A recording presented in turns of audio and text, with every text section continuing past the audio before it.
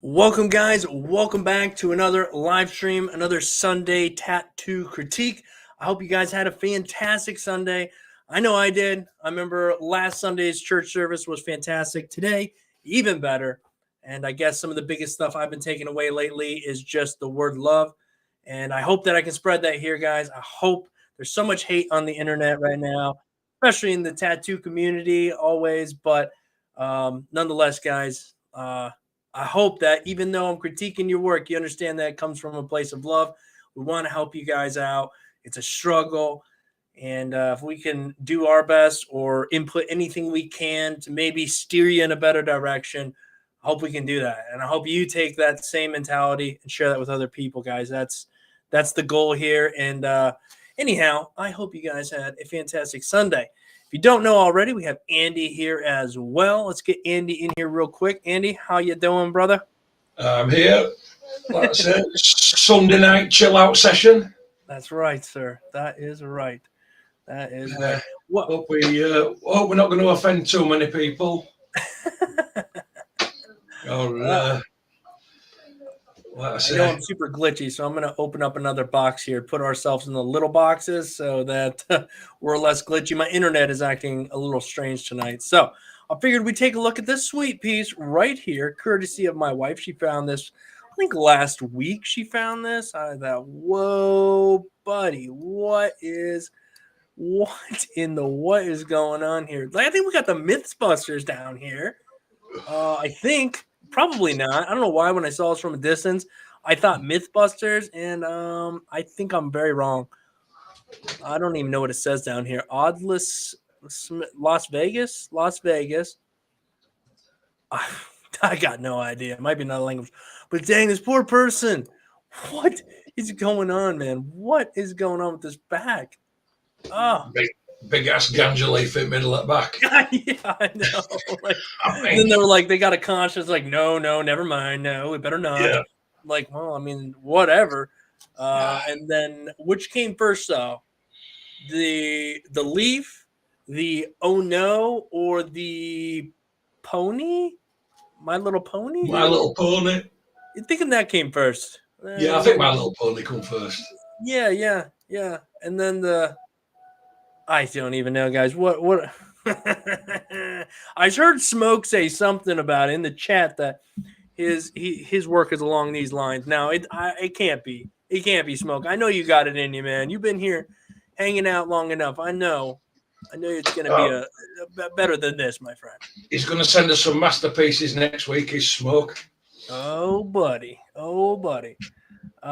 Those are the freestyle tattoo busters. The freestyle tattoo busters. Yeah, these are not the Mythbusters. Those are the tattoo busters. I like that. No, I figured you were kidding, Smoke. Hey, though, I do just want to say hello to some people here. Let me go up here real quick. We'll say hello, Jason. Welcome, man. Smoke, as always, great to have you here. Tim Burtz. Who else we got? Joey Bowie, what's going on, man? Appreciate you being here. Appreciate the support. Who else we got? Mozone. I can't pronounce some names. I do apologize. If you've been here long enough, you already know. Jay, what's up? Tony, Jonathan, Mike, Edmundo. Thank you guys for being here. Eugene. Kame House. Whatever. You know who you are. Looks like my little phony. A little phony. Yes, this is the little phony. Hey, guys, look. I don't want to see you guys do this stuff. That's why me and Andy come here, because we are not the best in the world by any means or any stretch of the imagination, but we would like to see stuff like this not happen, because it doesn't have to happen. There's other ways around it. And so that way you know what you're looking for. Can we prevent stuff like this from happening? And if you're out there and you just got a machine, or you're a new subscriber and you're just tuning in, like, what's going on here? We try to avoid this sort of thing. Definitely could have avoided this. All right. So what's up, Andy? I don't understand why you keep having me week after week when I'm turning work out like this, Dave. I just can't work it out. I must be doing something either right, wrong, or entertaining. And if you But notice, I always have your work as the thumbnail, right? I just try to yeah, support your work, get you that's out it. there a little bit more. I don't want people trying to copy your work, so we're showing them, hey guys, look, don't do this because you're just gonna be copying Andy's work. Yep. Anyhow, guys, get your work in if you haven't already. It looks like we have 4 emails right now. It's a bit early. We're gonna go in order, starting from the first email in, moving on up till we run out of time. Usually about 2 hours. If you're wondering where to send your work into, there's an email scrolling at the bottom of the screen. It's artmesomething@gmail.com. It's artmesomething@gmail.com. I saw Tony Honey over there, and thought it said Tony Hawk. I didn't realize he was getting into tattooing. Jeremy, what is going on? Smoke says, I forgot that I can click on these things. Maybe the person got their child's artwork tattooed on their body. That's the only solution I can come up with. You know what? If I met this person, that's exactly what they would say. I would have to say that as well, but I don't know if I would do this. It does look like crayon, so I give them some credit. And I do feel bad. I know I said come from a place of love, and I do feel bad for the individual who has this on their back. Hey, maybe they love it. What do I know? But ultimately, we're trying to avoid things like this, so that's the reason why we are kind of talking down about it.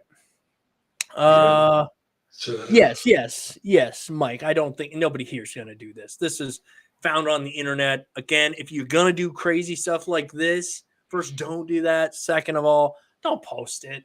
Don't put it on the internet. If you absolutely screwed the pooch, you don't like the work you did, just don't put it on the internet, because people like me will be like, oh, that'll make a good thumbnail and steal it. So anyhow. All right, so let's get the next thing pulled up here, which is going to be the emails. We are going to be starting here with Snake Eyes. Snake Eyes is the first person. Oh, no, I lied. Hold on, sorry. We're going to be starting here with Kame House. Kame House. What are you thinking? Can you see that, Andy? What is You're it? in the chat. Kame. Kim. I don't know. Yeah, right. Okay. That I'm not alone sounds a bit wrong. He came, he conquered. Okay. All right. We're going to go with that then. All right. First up, he says, hey, man, these are a few tattoos I've done over the last few months. My first, second, and third tattoos on people. Thanks for looking. Sorry for the clean fin on the last one. Film. Oh, okay. See, I should be able to read between the misspelled words and stuff by now, but I can't. All right. Third tattoo, second tattoo, first tattoo. All right. Let's just jump into this. I see. This is the clean film. All right. Well, those lines aren't too bad, even through the clean film, They're looking quite I don't know good. why you take a photo with clean film on, but still. The lines look pretty good. Solid, in my opinion. Yeah, looking packed. Yeah, they look pretty good from here. All right. Oh, this photo, it doesn't look too bad. Lining looks pretty all right. Nothing too out of this world. I think yeah. I don't know how long this person's been at it, but yeah, I mean, you could tighten up a few little lines here and there, but to me, it looks all quite right. sharp. Like you said, it's quite sharp. It's black seems to be in there. Yeah. And that nice, like you said, 95% clean, cleanly executed piece. Absolutely. Yeah, not bad. Let's see. Okay. Get a little shine on this one, a little harder to see. I do think that we see holidays. Yeah, you see some holidays. Now, it looks like potentially, I'm not saying it is, but you can like boost the contrast a little bit. If you do that sort of thing in your tattoos, it's going to show the lack of saturation in any color, specifically black, even more so, right? So it's going to show you stuff that maybe your eyes couldn't quite see as well. And this looks like the contrast might be up just a little bit. And that's allowing us to see a little bit of these holidays here and there, mainly up close to the lines, that's the most time-consuming part, is getting all the way up to those lines, and it's just simply that. It is time-consuming. And this is still kind of a decent-sized piece. And while, you can see some line areage right here, we have where we didn't quite get a perfect connection of two lines. But for the most part, the lining is not too bad, right? Not too bad. I think even the packing of the black is not too bad. It just needs tightened up a little bit. And I'm glad to see that you're lining and packing black. So that's a plus. Let's see what we. Oh, okay. I don't know what that one is, Andy, because again, I'm not really going to download videos.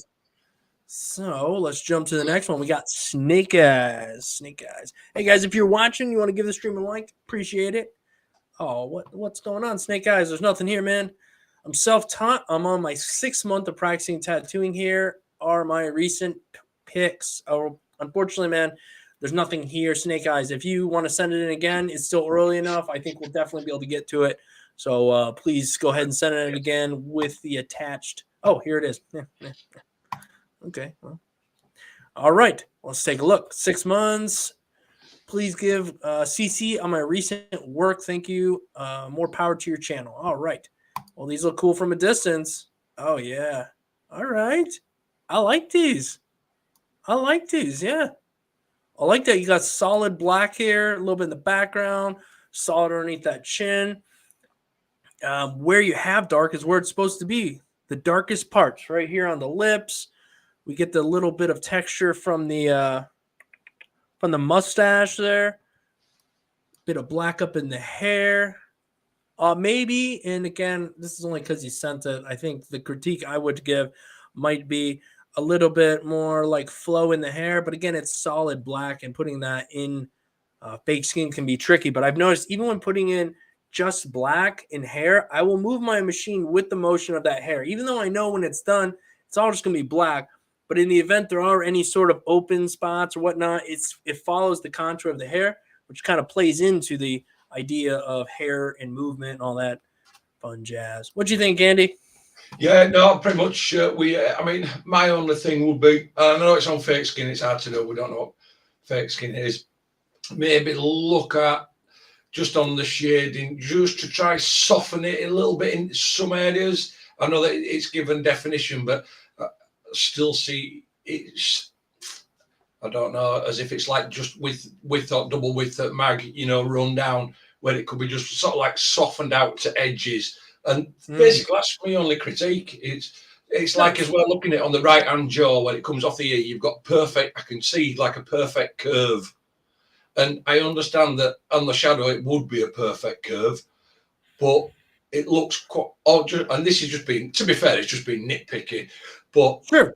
Just where the shading is there, and where it comes down here to the side of the jaw, it leaves quite a stark line. If it could have just worked it and then just softened it out to edge that a little bit, it wasn't quite as stark. I think it would have just pushed the shading to the next level. But that's just being super picky. Overall, I like the piece, and I think it's well done. Right on, man. Right on. Oh, here we go. I like this as well. I'm biased as well. Yep. Go ahead, Andy. I'm just gonna take a look at it. Yeah, no, I'm a bit biased because I'm a real sucker for Harley Quinn. So here we go. I mean, I can't say I've got a picture here sat right at the side of me. But no, I like this piece. You captured, shall we say, the Margot Robbie style of it really well. Again, if I was going to go with anything, and it's not so much the shading this time, it's like with the hair.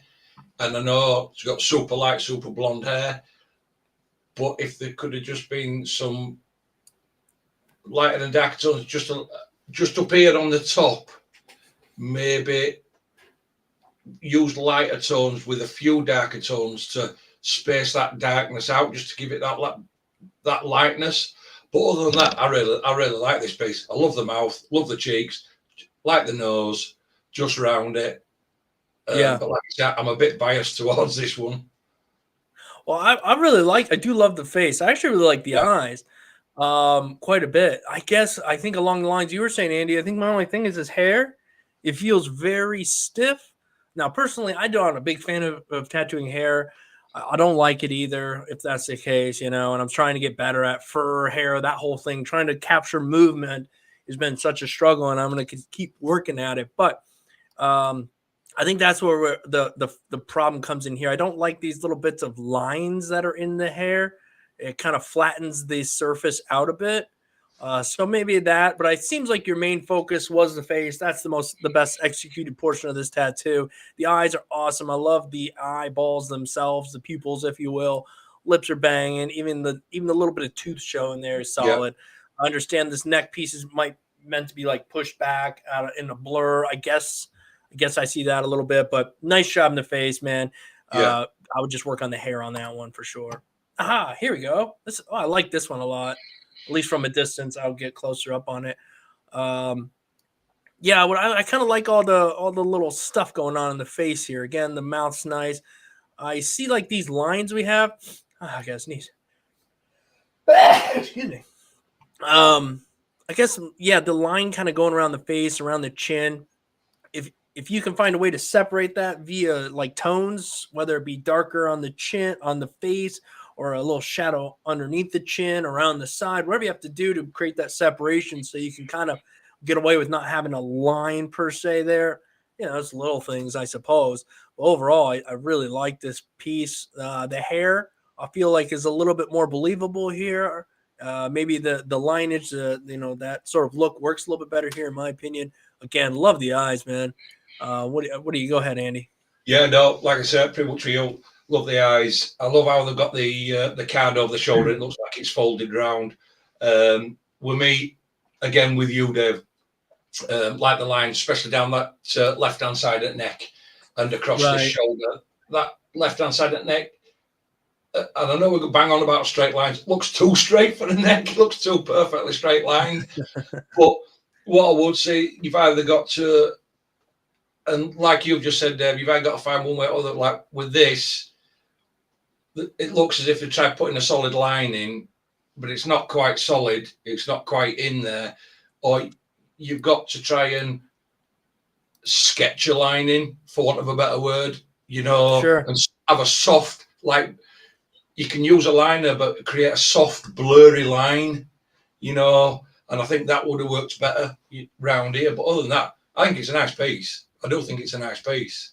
Yeah, I think this person's definitely doing what they are a bit more natural at doing. Clearly this is something they didn't just decide when they picked up a tattoo machine 6 months ago that I'm going to learn how to do faces. They already, excuse me, had been drawing faces. Yeah, I'm making an assumption here, but after looking at these, I mean, come on, you would have to make the same assumption as well that this is up their alley of work. And so now they're yeah, taking the time to take their skills of tattooing, apply it to the fake skin, doing faces and cool stuff like that they like, and I think they're doing a fantastic job. Keep doing it there. The better you can get on that fake skin, yeah, the better it will be. Especially getting those real soft, smooth gradations on fake skin. If you can do it, the better you can do it on fake skin, the easier once you get used to tattooing human skin, it will be. So cool stuff, man. Thanks for sending that in, Snake Eyes. Next up, we have Jeff. Here are a few I've done on myself. I've only been tattooing for 6 months. All right, we got another 6-monther here. Let's start with this one. Okay. All right. Well, what I'm going to say here is it was a bold choice to decide after only tattooing for a short amount of time that you were going to tattoo circles, and a bunch of them nonetheless. 1, 2, 3, 4. Now they are broken up here and there, so you're not tattooing an entire circle. But again, everything here is a long line. And if we look up at the top here, we see this is just, rightfully blown out and scarred a bit. Same here. Definitely several passes gone over. Down here, as you probably found out, different parts of that skin from here to here to here is all going to be a bit different. That depth of skin to find that right layer of skin to deposit the ink is different everywhere, so it is challenging. Definitely need to keep working at your lines because these wouldn't quite be suffice in any sort of like a professional setting, Not to say that you're there or whatnot. And I assume this is probably on your own leg. Any thoughts here, Andy? Or you want to go to yeah. the I next mean, one? other than what you've covered, lines are obvious for the self. You can see the double banged lines. You can see the blowouts. where he struggled to get the ink in and gone as if he's gone backwards and forwards over it, and you've ended up with a super wide line and different line weights. And that, but I can see a couple of redeeming features in this in comparison to some of the stuff that's been sent in previous ones. E.g., yes, circles, they scare any tattoo artist. We don't want to do them, skin moves, circles, stretching it, they're a pile of crap. But what I'm going to say is, for all intents and purposes, CC, and there's like you said, there's 4, and the concentric, you know, on the way out, they are pretty evenly well spaced apart. Not like we've seen before, might dip in and go around, and you might have ½ inch at one side and then ¼ inch at other side. They are pretty consistent that way around. They follow their stencil, that's for sure. Yeah. Secondly, the banners are quite even. We've seen them where they go over and they taper off and this, that, and other, they look horrendous. The star looks like a star. He's got the 5 points in, and the 2 horizontal lines straight across the star are horizontal with each other, and they do go with points. And that. So what I'm saying is, at that point, they're paying attention. At that point, you know, I mean, we had one last week. Somebody didn't even follow the stencil whatsoever because you could see it. So they've followed the stencil and everything. Where they've gone is having problems with the stretch, where to deposit the ink and actually get the lines in. And this is where I think this person is going to benefit from being on fake skin and getting to know the machine. Yeah. Speeds, needles, angles. Moving the hand. Moving the hand. Right. Because they followed the stencil well. They had depth issues, connection issues, maybe hand speed issues. But we do see it a lot. We usually have those issues, and then also just like a failure to even come close to following the stencil, where they at least followed it. They just had some issues along the way. All right. Well, this one, this is not in the same situation as the last one. Yeah, this is pretty bad here. All these lines just look like they were just kind of carved in or just kind of, I don't even know, you know. It's not the greatest. It's lost. The colouring, it's lost. The lining is not good. I mean, you can see top of helmet, bottom of helmet, outside lines. One's really wide and really fat. Bottom side isn't. The mouth is locked. We know it's a mouth because it's a warrior mask, Japanese warrior mask.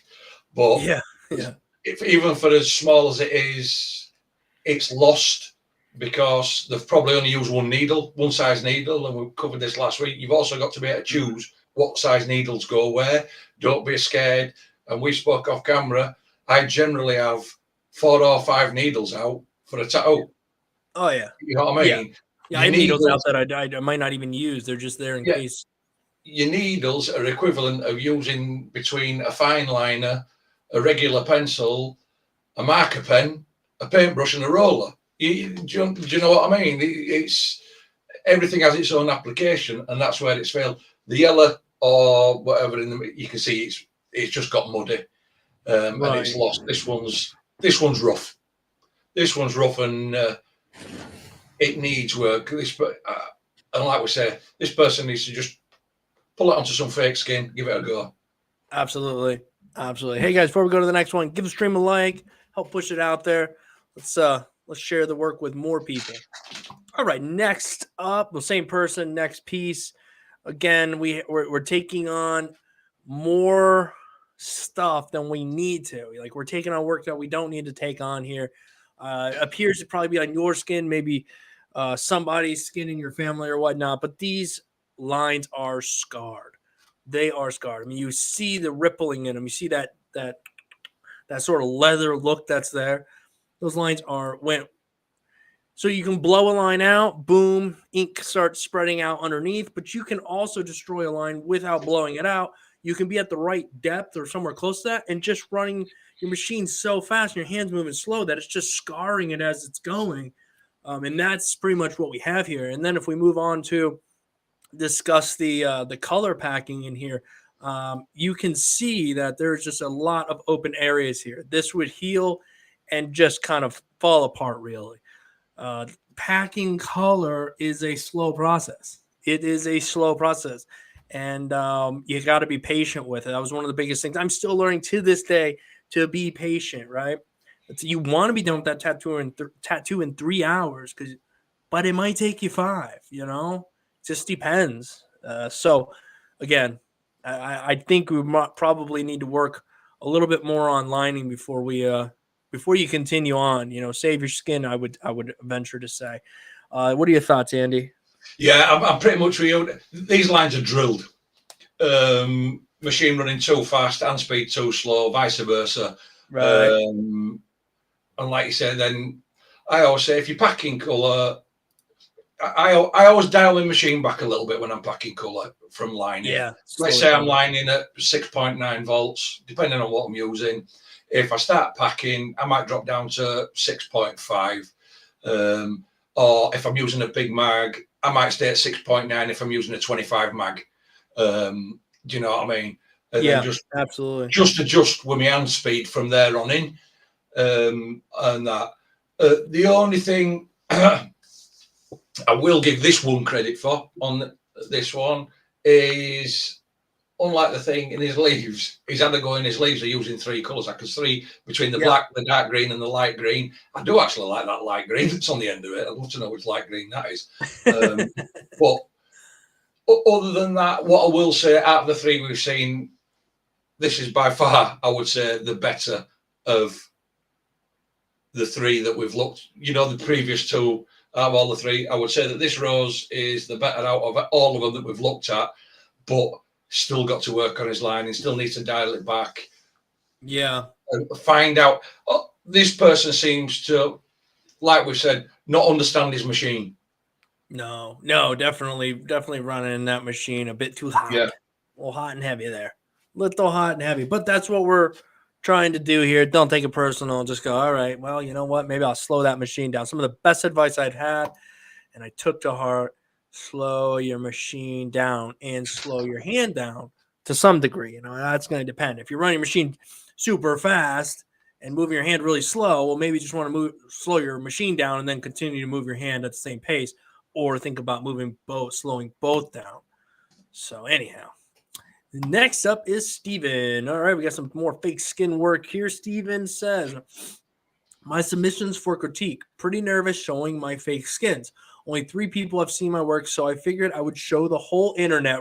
Why not, right? Why not? Yeah, why not? Only a couple thousand people watch these total, so you're not showing the whole internet, but a couple thousand people might watch. And they're pretty good people here.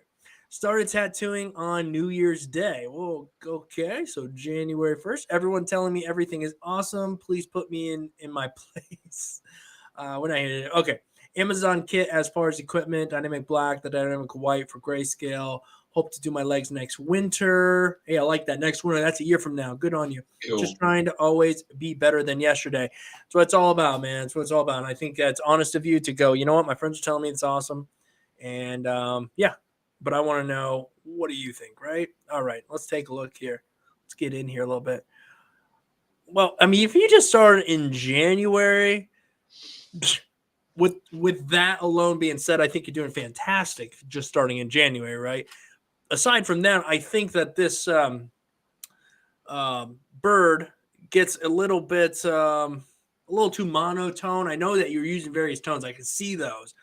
But I would venture to say maybe try to get where you want it dark, get it extra dark. Put the black in there, right? And then where you want it to be light, let it breathe a little bit more. This needs a little bit more room to breathe. Up around the face up here, I would let this breathe throughout here a little bit more.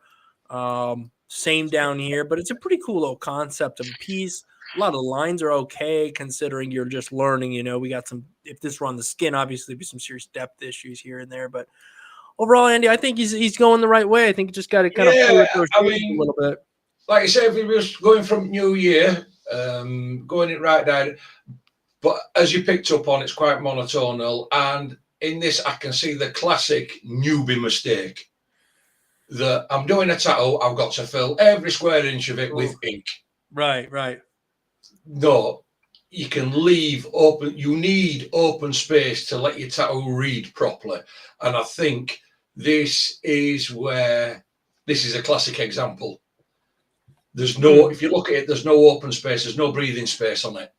Right. You know, and a better use of the dark with the medium and open space instead of using a light tone to create that lighter area, used an open space. That's it, yeah. And use some lighter tones would have made this read a lot better. But we've all done that. We've all, shall we say, oversaturated a tattoo as we've coming through, because we think, oh, we're tattooing. Client's going to want a tattoo. He wants every square inch of that tattoo covered in with ink. No, he doesn't. Yeah. He wants the best tattoo possible. He wants a work of art done in permanent ink, tattooed on his body. And if that means leaving open skin, that's what you've got to do. And that's the thing what I can see here. And that sort of thing can be worked out prior to the tattoo being done, right? Okay. So some of the things I like about this piece, it's going to be like the jacket. I see you even try to get a little bit of that texture in that type of tie. You know, we'll let that be. But in the background, the shading I like, because I see a lot of promise there. I look at this gradation, right? We got this happening here. We can see the rake marks, but it looks like you've crosshatched. This looks like a nice gradation going out. We have different values in the hat, in the jacket. You know, that is all there. The problem for me is in the face. I can see your stencil here. Maybe the stencil is just a little weak. Maybe the stencil needs more detail, more for you to follow. The eyes are a bit, you know, one looks like it's very open and the other one's a little squinted. They just don't quite look like they belong together. The nose looks like it's been pushed. But I see that I can see the stencil remaining behind. You followed your stencil, but I think it just might require a little bit more behind the scenes, maybe drawing the face a little bit, maybe some pencil, maybe some charcoal, whatever you like to do, and get comfortable that way, or just keep doing them on fake skin.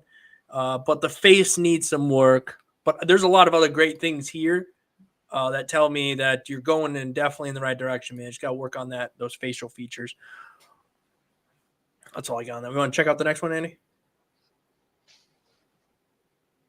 Yeah. You want to check whatever you think, Andy. Go ahead, man.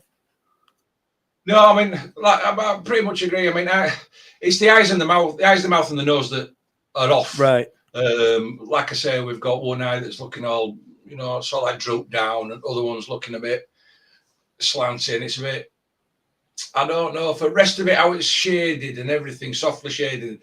The eyes, the lips, and the nose look like pretty much quite scratched in with a liner. Right. And they're looking too bold and too in your face. There's two areas I'm looking too bold and too in your face for being on somebody's face in comparison to the rest of, you know, the piece. And I think that's what draws your eye in. And that's the area, like you say, the middle of the face is where the work needs to be. Yeah. You know, undertaken on this. Definitely. Aha. Let's see what we have here. Okay. It's pretty cool. Let's get a look-see here. Yeah, okay. I really like this section here with these mountains and a little bit of planetary going on here, a little rocket. Up in this black area can be a bit tricky because, you know, we can see that it's not quite fully saturated. But then again, that it is a tricky thing. You have to pack all this area black while leaving these little spots. If on the skin and you really wanted to make this a solid tattoo on human skin, you would have to spend the time to go slower and saturate it. Like, see this blackness right over here. All of it would have to be that black for it to, you know, or it's going to heal. And even putting it in that black, when it heals, you're still going to find little spots. So it's vitally important that you spend the time to really saturate that black and get it as solid as you can, and get used to doing that on fake skin. It's going to make it easier. But there's a lot of really cool stuff going on here. I like the concept of this tattoo.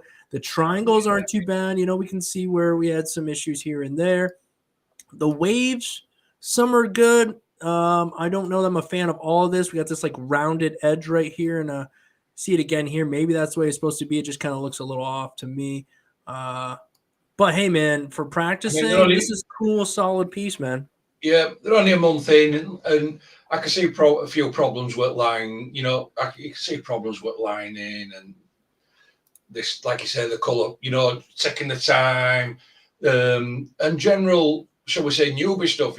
Thinking everything's really quick and you can sketch as fast as you can with a pencil. You can't. We talk about it week after week. Packing black, packing colour sucks. It's as boring. It takes forever. Right. Pulling clean, crisp lines is just practice, practice, practice, practice, and more practice. But they're only a month in. And I pretty much agree with everything that you said there. But for a month in, I don't think this person's doing too bad. They're in the right direction. Yeah, I think you summed it up perfectly, Andy. That's it. Like for 1 month, yeah. I mean, other than that face right there just not being quite Yeah. like we'd like. I mean, for a Just month, I'm like, I wish mine was that good in a month, you know? So, yeah, just think somebody on there, Ant Rocks, yeah. just asked, he wants to try Master Pro cartridges. He's asking where I get them from. Well, if he goes to me Insta and messages me on my Instagram, I'll tell him where I get them from. Obviously, I ship them in, like I spoke to you. You can ship them in a few boxes at a time. I usually order 400 or 500 at a time, but you can order them, you know, just a couple of boxes at a time. But like I say, I'll send you a link for where it is. Funny you say that. Dragonhawk hit me up and asked me if I want to try out their needles. Now, everybody's always asking, you want to try out needles? You want to try out needles? I do here and there, but I don't just want to constantly just make needle videos. You know, there's some needles I like, some I really like. But Andy, you have told me, Dave, you need to try these needles out. And so when they hit me up, I said, all right, yeah, you know what? I want to try these out. So I'm actually looking forward to it. They'll probably be here in a couple weeks. They do take a while for shipping, but I don't know. I'm interested in giving them a whirl. I've heard nothing but good things. So, I mean, I were using Ez Revolutions and Tatso Envy's Gen 2s. I've used them, and I've seen everybody. I went and you were watching Insta. You were on here on YouTube, and you see people over in Europe and out in that direction towards Middle East, Far East, that's doing it. Everybody were using bloody Master Pro cartridges. You can't miss them. They're bloody sodding purple. You know what I mean? Yeah. And everybody used them, so that was it. They're pretty affordable, Andy. Yeah, I ordered some, and I've never looked back. I've never looked back since. And the good thing about it is, because generally needles are made out of 316 surgical steel. Now theirs are made out of, is it 304 surgical steel, which is harder? Yeah, I think so. Yeah, which is harder, and I find that they don't go dull. They don't seem to go dull at all. That's been what I've heard, and I really do. I love these Amela cartridges, and they're good. They're a bit cheaper than the Quadrants, which I like, and I'm getting a similar quality. But I'm still cheap. You know, I still would like to get the best needle at the best price, and the you know, the Mass Pro cartridges are right in the same price range as the CNC police cartridges that I like, but the Amelas are a bit sharper in my opinion. So I'm hoping that the Mass Pro needles are like that nice in between. But anyhow, I heard you saying that, and I thought, ooh, yeah, I'm finally gonna try them, Andy. Yeah, finally gonna try them, and I'm looking forward to it. But Scars is up next. Says, hey lads. So done my second tattoo, definitely a big piece and still needs another session for shading, details, and white. All right, so you did your second tattoo. I'm assuming that's on human skin, a big piece and still needs another session. Okay, I struggled with some areas of skin texture and learned a lot. Can see what I need to correct. Designed it myself from various images. Hey, that's how we make design tattoos. All right, I don't necessarily draw everything. I do push pieces together. I think we all do that. This is cool. Do you remember? I think we looked at these on fake skin. I don't know if it was from you. It must be if you designed these, because do you recall? Remember us seeing that one? Yeah, I remember seeing this one on the stream, and I don't know if we saw this one, but this one is cool too. I like them. Fake skin can be a tricky thing to tattoo, so I'm gonna go ahead. Oh, let me go back. Sorry, Andy. No, like you said, fake skin can be tricky. For best will in the world, you can be shading like a pro, but if it's not taking it, it can still come out that bit patchy. in your shading. And obviously this person, I'm assuming, is using grey wash, not true greys, you know.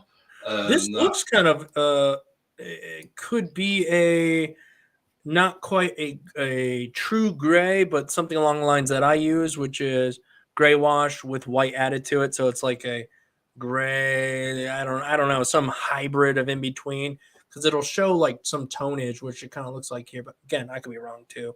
Yeah. This will tell us a bit more. Okay. Right. Well, the photo is a bit rough in my opinion. And there are some good qualities here. What I am going to say from off, Yeah, this is go ahead, Andy. what I can see on this in a couple of areas, and I know this person, Scars, you're in the chat. What I can see in this area, this is a classic. I can see the classic differences of transferring from using a fake skin on a hard surface all the time to going onto real skin. E.g., I can see some of the line work is nowhere near as good on this, you know, piece as what it has been on the fake skins. This is why when I'm learning people at tattoo myself, they'll learn on a hard surface flat. Then what I do is I've got like a 1/2 inch, 3/4 inch piece of foam that'll go under it then, which gives it a bit of bounce. But then from them, when they've sort of like got used to that, I get a roll of tissue, and it goes around a roll of tissue, and that's soft and squashy, and you can have it any thickness or size, and that's it. You start pulling lines, you've got to press on it, you've got to get it in. That's a good transference over, and you can see where they've sort of like struggled in a few areas to get the lines in, because looking at this through like the feathers at the bottom are nowhere near as clean as what they are on the fake skin. Looking at the eyelashes, again, is nowhere near as the fake skin, and that left eye, you know, that black over the left eye, is nowhere near as smooth as what it is and working on the fake skin. And this is the classic difference of transferring from fake skin to skin, because it does work in a different way, and you're on a short, sharp shock to a learning curve when you do jump across. But then again, you have got to make that leap at some point. Yeah, I think the biggest issue they had here, Andy, looking at this is I mean, again, we could be wrong. These are just assumptions we have to do by looking at the piece. It doesn't look like there was any stretching going on in the skin. I mean, the lines look like they've been bouncing off the skin, like bouncing, because there wasn't a tautness to it. And the shading, right? You get used to doing it on fake skin. Like Andy said, you go to real skin, you realize, oh, man, it's different, right? You have a human there as well. You can't move the skin around. You know, it is just all around different. And so I'm really not even sure what is going on down here, you know, and maybe we don't have to know, but there needs to be a little bit more. We have like this solid line coming through here, some black pack, some lines real thick. The shading's a little, you know, it's a little all over the place. Down here, I would have loved to see a bit of like maybe crosshatch the other way or smooth this out a little bit. It doesn't feel like a shadow that just sort of stops there. I'm not sure exactly there. And then the lining on the face here, maybe it's meant to be super light, and I get that. But the eyes, again, similar situation. Again, up here, I don't know. It just, there's not a bad, it's not like a horrible tattoo or anything. No. It's just a series of things that aren't right that got put together. So overall, you look at it and you're like, it's just not right, you know? Is it fixable? Can he go back in here? Totally. Yes. Absolutely. Go back in here and just reshape some stuff. If you have an iPad or a tablet of any kind, you choose your whatever. Take a photo of it and then go in there with your pencil and kind of reshape stuff, shade stuff, get an idea. Okay, how can I bring this back around to really, you know, take it to the next level? You didn't botch the nose, you didn't botch the lips, so there's positivity here. But the shading is very kind of harsh here, where over here it was, a bit smoother. But again, you're getting more comfortable with this fake skin. That real skin is a bit different. You'll find getting those shades the way you want them being a bit more of a challenge. Yeah, if you flick back to the first one, Dave. Sure. And if we look, can you scroll up so we can look at the face on the other one, Dave, the other face? It's that Yeah. face. Because she's used that face. And like you say, if you look at this one and you look around it, you can see how it's a lot smoother because she's been working on a hard surface and everything. And it's like she's done like a mixture of this face and the one below it. And if you look at the feathers below it, Dave, you scroll down a bit more. Scroll down a bit more, Dave. Yeah, you look at the feathers, you can see how the defined and the darkness and everything. This is what I was saying. It's so much easier when you've got a piece of silicon on a hard surface and you just, for want of a better word, even though you're learning, you're creating art on a piece of latex rubber. You know what I mean? And once you get onto the skin and you've got to stretch it, like you've said, Dave, you've got to stretch it and you've got your client twitching and sweating and bleeding and everything. It all becomes a different ball game. But it's a learning curve, short, sharp learning curve. It is. Yeah. And now I didn't realize you're right. So this is the similar face they use, and they use this at the bottom, which explains this darkness here and all that jazz. Because over here, you know, that saturating in the skin was totally different. You can tell we're not quite getting that saturation down here. Again, stretching the skin is going to be key here. And you can get away with not doing that on fake skin, but you can't get away with it on human skin. So, hey, keep at it. Yep. You know, you got a little taste of that transition. When you get the chance to go back in this, man, I would take that opportunity. Like you said, you have another session, you want to do some more. Take this photo, put it in some tablet somewhere, something, print it out. Who cares? And just work it with a pencil, work it with a marker, see what you can do to reshape this thing, and just slow down. Take your time. Can we just address some? Just asking. I feel like needles weren't going in even when stretching. Right, that could be one of a couple of things. One, you could either need to stretch a little bit more, you know, get a little bit more stretch on it, or two, it could be that your actual needle protrusion out of the end of the cartridge isn't far enough out. You're not actually, like Dave said before, different areas of skin when you're doing a tattoo require different amount of penetration and will allow for a different amount of penetration into that skin to get the ink there. So it could be that you're actually running with your needles not quite far enough out of your, you know, your cartridge tip, right? You know, to get it in, or you may need to just adjust your voltage a little bit.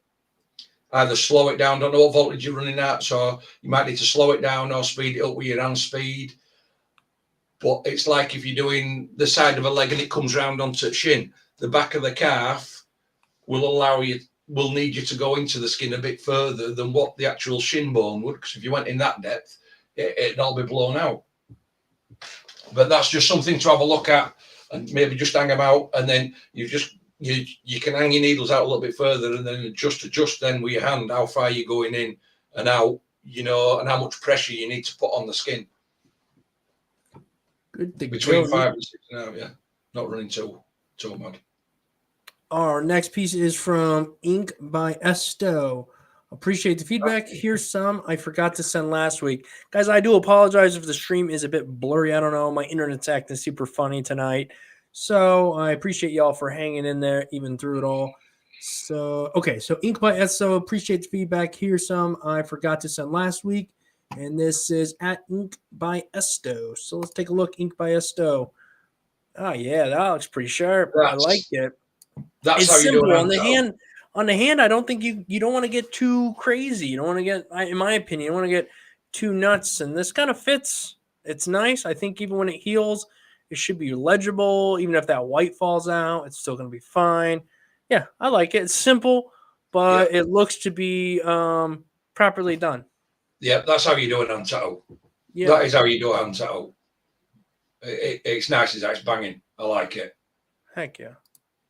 All right, now we have the side of the head tattoo. Well, I like this black going around the outside here, but the inside is hard to read. I see it now. This is a skull over here. It's like maybe a gorilla skull or something, and then some sort of like a stone thing here on the inside, Aztec style or something. It's hard to read. That's what I'm going to say about this one. It's Yeah, just kind of hard to read. it's hard, like I said, the Aztec style. The solid black is easy enough to read with the cracks. It just gets a little bit lost. Whether it could done with a bit better of a clean, I don't know before the photograph were taken. I just don't know. But I agree with you. It's a little bit hard to read. So whether it's the lighting or the tones aren't just quite right, I just can't quite put my finger on it. I'll be honest. Just looks a little bit lost. Same. Sometimes that's the way it is. You just really don't know. It's like, Yeah. what is going on there? Okay. First one's all right. Here we go. Yeah, this one is far more legible. Really cool. I mean, just looking at it from right here, it fits the body nicely. It comes up around the buttocks there with the nice, curve there. Yeah, it just fits the body. Love the skull right here. Yeah, I like the skull. Shaded. Stipple shading's nice. Love the little depth they put in the eyeballs too. Yeah. Stipple shading's nice. Looks like they've used a bigger liner to do that stipple shading. We're black and that is nice. I like it. Yeah. Everything was executed correctly and thought through before they even got into it. They knew this is how this tattoo was going to be done. Yeah, thought through, nicely laid out. Shading it, skull's lovely. Line work, yeah, it's nice. It's this person that's had this has walked out of this studio absolutely stoked with what they've got. Absolutely. Cool, man. Oh, let me how do I go back? Oh, there we go. Esto, appreciate it, man. Thanks for working and letting us take a look at it, share it, talk about it. Cool beans, man. All right, next up is, I'm gonna butcher that name. Casitas. 5 real skin tattoos. What's that? Yeah, no. I'll let you pronounce that name. Yeah, no doubt. And I gotta say, I mean, I'm looking at the stream on my other screen over here, and boy, oh boy, it's so. Oh, there, it cleaned it up a little bit there when I refreshed that. Maybe it was on my end. All right. Anyhow, 5 real skin tattoos. Tattoo for my friend, practicing home using Bishop 1 shader. I do like the Bishop 1 shader. All right, let's take a better look here. I don't know. Maybe it's healing, Andy. Maybe it's healing, but some of these lines look like they got a bit of that, maybe a little bit harsh. They got a little bit of that scabby scab going on. But again, it's hard to necessarily say from this exact photo. Let me check the other photo. Okay, they are the same. Okay, this angle is a little bit better. I mean, it's the shading, shading and the flow and the darkness, and I always managed to get a little bit of fur texture coming off the side of the nose and everything. Nice. They did. I mean, I'm looking at the eyeball, Dave. You get inside, and he's got that dark. He's got the glint. He's got the lighter grey around, but then he's got that like starring effect. You can just see that little bits of starring effect with the mid-tone, out of the middle of it. Oh yeah, And this has got a really light tone in there too. I mean, there's a lot of cool things, Very, and they did it. They did it a couple different ways, dude. They got stimpling going on here, and then they got what I don't know what you call it, like a mag smooth shading as well. So there's a few different techniques happening. Yeah, nice piece. It's a nice piece. Love the shading. Love the amount of texture he's got into this. And like you say, it seems for all intents and purposes executed really well. I think it's maybe you just need to work on your photographing quality. Yeah, and that's a hard thing to do, is get a good photo of your tattoo. It really is. But I think this is just healing, I'm pretty sure, is why it kind of has this little bit of like scabbiness going on there. But overall, not too shabby. Looking good, my friend. Next up is Jonathan Morales. Been tattooing for about 2 years. Some tattoos that I have done last year. Okay. Most of the tattoos you've done this year. Or I don't know, maybe it's too early. We're just into January. Could be for that reason. I don't know. But let's jump in here. That's cool. That's cool. Now, obviously, after you get past this, the kind of cool little tattoo it is, you see some of these lines. They're not bad. But they just, it could be a little bit smoother along there. This is kind of that throwing your needles out probably pretty far and kind of doing one of those, I don't know, not quite a scratch sort of a thing, but maybe a little in and This is a outs. fine. They've used a fine liner on this. Yeah. Yeah. Most of them have, most spots have worked out pretty good. It's just a couple. Shading's pretty good. I think that Yeah, graduation of shading is not bad either. yeah. That's a cool little tattoo. I like it. It's cool Cool, cool little banger of a tattoo. Yeah. Let's oh, wow, I like that. Like that That's because all good. there's contrast in this piece. Yeah. Solid contrast. It works. Um It's a nice orchid. Or listen. lily, sorry. Yeah. Yeah. This It's a is nice. cool. I like this. Yep. Yeah, Proper use of shades. Okay. We got this guy. This is all over the place here. Two really different styles and things happening. But these are some really thin lines, Andy, and they're executed pretty decently considering yeah, their where they're going and all that, connections and what have you. And then we got a nice, cool stipple graduation going down. The tattoo is not really my favorite style or imagery, but it seems to be done okay. I've started thinking, like really fine needles, really fine 3s and 5s. Instead of pushing it, I drag them. You get so much better line by dragging it than what you do by pushing it. It's unbelievable. Yeah, Yeah. I still like pushing my needles. Yeah. Yeah, but I could see that a lot of people do like dragging them, and I think you get a similar effect in that it's consistent. Uh, I do both. I like to push mine, so it's Yeah. cool that you like to drag yours. Yeah. Let's just address a thing that's Sure. backwards and forwards. Somebody's pointing, and I think it's Swerve and a couple of others have asked about scarring. What do you mean? What does it feel like chewing up skin? It's hard to explain, but basically what happens is if you've got a needle in, and let's say that you're running at 8 volts, but your hand speed is so slow, instead of when you need, basically how the ink goes in, if you can see, will go in and it will puncture, leave some ink, move as your hand speed. You've got to time it, so it's a series of dots. But these dots are so close together that they consist of a line. But scarring appears when your machine's running too fast, like a sewing machine, and your hand speed's so slow that it's going in and out, in and out, in and out, basically creating like a knife cut through that skin. It's leaving ink in, but it's going in so many times instead of just leaving dots. It's going in so many times that it's stitching skin apart. It's basically acting like a knife cut. And then when it heals, it'll look fine, but then as it heals, you get that like little texture and raised up because you basically chewed all the skin up down that line and turned it to mincemeat, hamburger meat. So Yeah. this is why we say you need to get to understand your machine. You need just get yourself a scrap of fake skin, work with voltages, hand speed, even if you just get a ruler and a biro, draw some straight lines down it, different cartridges, different liner thicknesses, and just work out what your hand speed is against your voltage. Because if you're going down that stuff and it's your hand speed's too fast, your voltage is too low, you'll see it.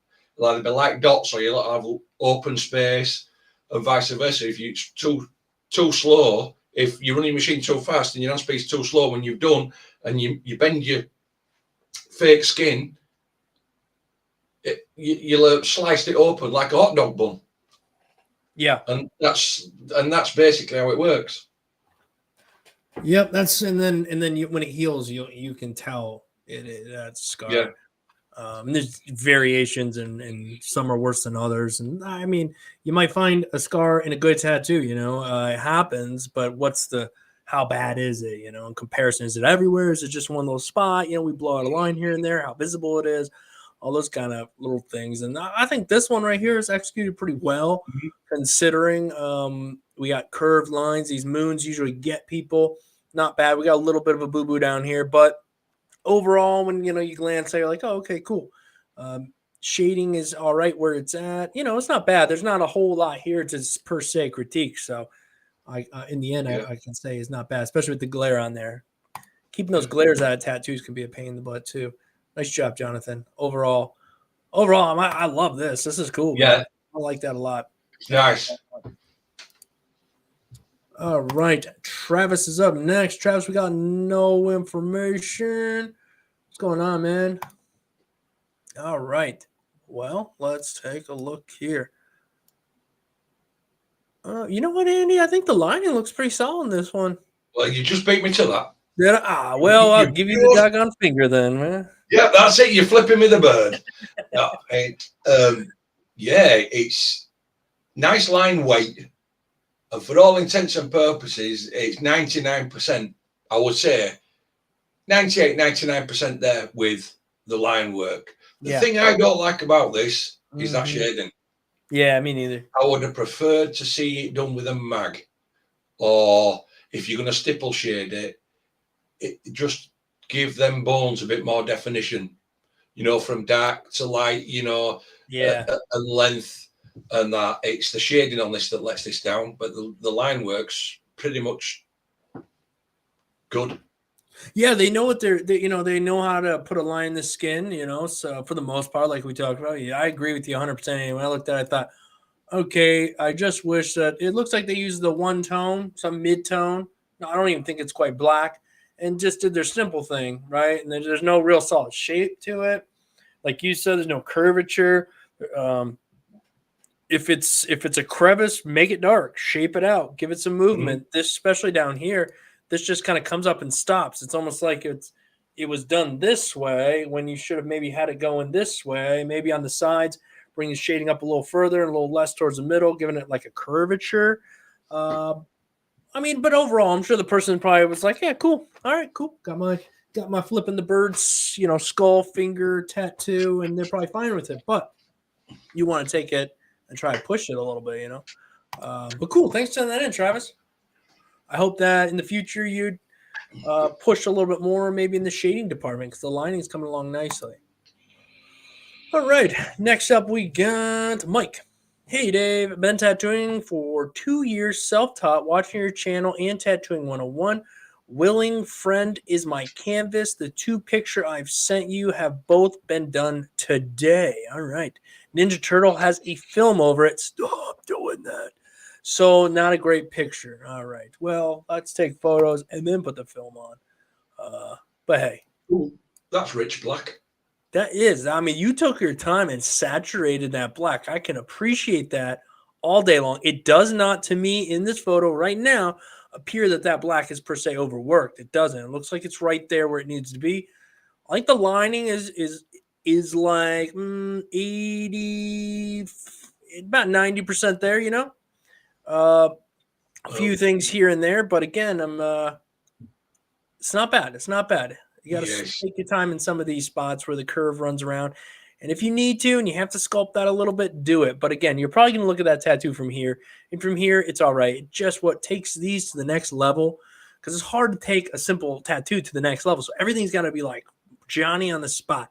So these spots, instead of being like having that little bit of roundedness, they need to be sharp. This needs to be sharp right here. Sharp. And that's in my opinion, right? In my opinion, you want always to be sharp. You spend all that time to saturate such a nice black. Sharpen, go back and sharpen some stuff up. What do you think, Andy? I agree. That black's nicely punched in. Doesn't look overworked. Pretty much yourself. I would have gone with saying that the line work's probably about 85%. Just mainly on, because the worst out of all of it is on the ones just out of shape. Right. And like you said, at the end of the day, it's solid black. At the end of the day, when you've cleaned it, have a look at it. And if you see anything, if it were me, I'd bust a 3-round liner out and sculpt them edges off. Yeah. Exactly. I'd just bust a 3-round liner off, because at the end of the day, your client is paying you for it. So bust a 3-round liner out and just sculpt them in and smooth them off where you can. And that'll just set you apart from next man down line. Just taking that extra step and getting it in there. But for all intents and purposes, it is what it is. It's 1986. Yeah. Nice. Okay, well, this photo is blurry as it can be. I mean, even on my end, so I don't know what it looks like. Maybe the viewers. In my opinion, those lines are straight, right? From what I can tell, I can't tell. It's almost easier to look at it on the other screen. But the lines they look consistent, right? They look smooth. I Yep. just can't tell whether they're too deep, not too deep. I can't really critique them beyond that. And the orange appears to be saturated. I don't know. For what's here, it looks okay. Again, I personally, Andy, I can't really tell beyond that. I can't really tell, but like you said, they look smooth enough, as in not stuttering his way around the curves and everything. The curves look to be nice. I can't tell again whether they're blown out or not. Colour looks to be in, and that, and yeah, it's a little banger of a tattoo put on. Nice to see that they've put some film over it. There you go, job done. Second skin's on. You're not going to have no messing about, not get on there trapped, no crap getting in. Right. Good practice to see. Just don't put it on before you take your photos. But hey, I've done that myself. Put it on. I I have wish I too. had put it on, and it's like, but no, nice little banging of a tattoo. Yeah, I can tell there, Mike. You're not doing a bad job, man. I think you That's got to it. keep going down this road. Don't take on more than you can chew right now. Get comfortable. You know. That's it. After that one, you've earned yourself a slice of pizza. Go and grab one. All right. Hey, I did while you were talking, Andy, I was looking in the chat and I did see it looks Yep. like somebody got an apprenticeship. Was that Amber? I got an apprenticeship in a shop and I signed my contract on Wednesday. All right. Hey, that's good. Let's see. Amber says I'm in New Jersey, have to put in my hours on fake skin before I can start tattooing people again. Hey, that's good of you to take a step back because I'm sure the shops take you in as apprentice. They don't, they want to train you or whatnot, maybe break old practices, wherever the case may be. But congratulations to you, Amber. I hope it's a good shop. I hope they take care of you. If you're And there don't for a few months and you got some questions, you're a bit concerned, let us know. Just going to guide you. There are some great shops out there that are going to set you up and mentor you amazingly. There are some that just will use and abuse you, okay? If you that's it. feel Don't that let it way, feel like shit. yeah. And there's a certain amount of abuse, so I'll call it, that is really just having you help the team out and maybe earn your way a little bit, right? But that can be taken advantage of, right? So if you have any questions about that as time goes on, let us know. We'll help guide you along in that way. But congratulations, follow their instructions, do the fake skin. Feel free to Yep. send the fake skin work in when you to the show if you want. Yeah, no problem, right? But I just thought I'd congratulate you on that one. So Kara is up learning for the last 8 months. Just got a better quality machine. Thanks for the feedback. All right. What do we got going on here? All right. What kind of fake? This looks like the brand Real Skin Fake Skin. And what machine do you have? I don't know. It looks all Looks right. like they're using that looks like they're using is that an EP9? It looks like an EP9, whatever that is. I don't even know what that is. I You think know, it Andy? says, I'm not right sure. I think it says I'm not right sure. Regardless, I like the red and whatnot. I think the problem I see in this tattoo, which is going to hold you back moving forward and tattooing in general, would be the line work, right? It's very kind of, it's scratchy throughout. There's not a whole lot of very smooth lines. Some of these scales are pretty nice though. So it's a hit or miss. You got it this time, you lost it on the next line. You get the depth right here, execution wise, miss on the next one. And there's a lot of lines going on here. And if you're going to do it, you got to be dedicated to really doing them to the best of your ability because they're noticeable. They're quite noticeable, right? We can move on to talking about the color packing. But if it were me and you were here, I would say, hey, let's just focus on that line work. Let's pack some black. You know what I mean? Maybe do some shading, but that's just my opinion. It's not a huge tattoo. We can tell by the size of the tattoo machine sitting next to it. You're using small needles, and that's fine, but you got to get proficient with them. That's all I got, Andy. Well, am I gonna be bad one when I open my trap on this one? And That's what, because yeah. I just spoke about lining, so whatever you got to say, Andy. The I person got, we're here, I we're got, coming with love. We want to help them, so go. yeah, but personally, I No, don't like absolutely, it. that's good. No, personally, I don't like it. And only Yeah. reason is one, I love working in colour, but two, this is a Japanese piece. So your line weight has got to be heavier. It's got to be super solid 100% at time. Everything has got to start, finish, touch, be got, heavy line weights, and there's none of it. The line weights are quite light, they're quite scratchy. You've hit on it that the scales, some of them are in, some of them you miss the line on that. Then we look at this Japanese waves coming over the back of the red koi fish. You can see where the lines have been basically, picked up and put down, and you've missed your line round there. Right. Even on the outer waves done like that, there would be flowing. There's a lot of nervousness. You can see nervousness going through lines. Yeah. So they will be flowing. They will be smoother, and work their way around. And then, like we say, the choice of colour hasn't helped. And as we've said before, the yellow and the orange one, the yellow and the orange are quite close together, are the colours. Right. They should have been pulled apart, And that pink and yellow from a color standpoint does not. It takes away no, from these other fish. because the reason that pink and yellow doesn't work is because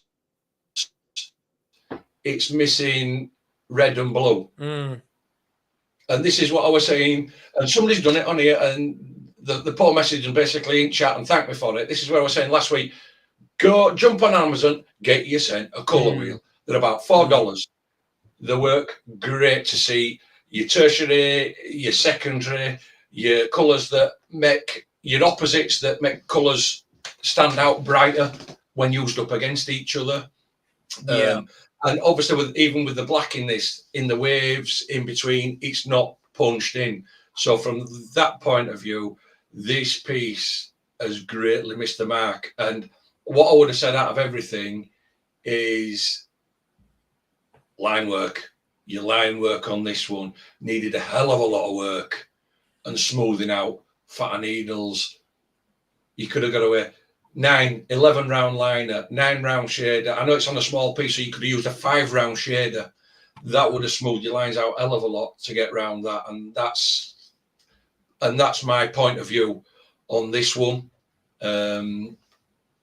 where it's just lacked all round. The composition is right with the two fish and the flower, but the execution has got away from them, if you understand what I mean. Absolutely. Yeah, I think that's it. Like Andy said, color wheel is going to help choose them colors, even if you're looking at a reference. But yeah, that lining has got to improve, a bit before you start taking on too much more. And now, That's it. go ahead. Brian's got it. No likes on video. Get them smash a like on the video. We're not coming back next week. Yeah, we're just not going to be here. I'm just going to quit if I don't get You're just going to go on holiday for a month. Likes. 1 million. Yeah. No, I'm kidding. Obviously, I don't really care. But if you want to give it a like, that'd be cool. I guess. I don't know. All right. Archie later. I think she just said she finished this tonight or today or right before the stream, I'm guessing. She says, hey, hi, guys. Just finished that one.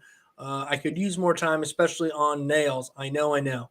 Small design, and as always, on real skin, dots are visible everywhere. Well, I did my best. Now waiting for roast. Well, if you get a roast, your work doesn't necessarily require a roast, but I think that myself and Andy and the viewers who have watched, we know that what potential you have. So I think that's why you're going to get a harder time even when you probably don't rate. I like this. Hey, I think this is cool. I do see what you're talking about with the fingers. But let's take some chocolate fingers. Let's take the fingers out of it. Oh, that sounds horrible. Okay.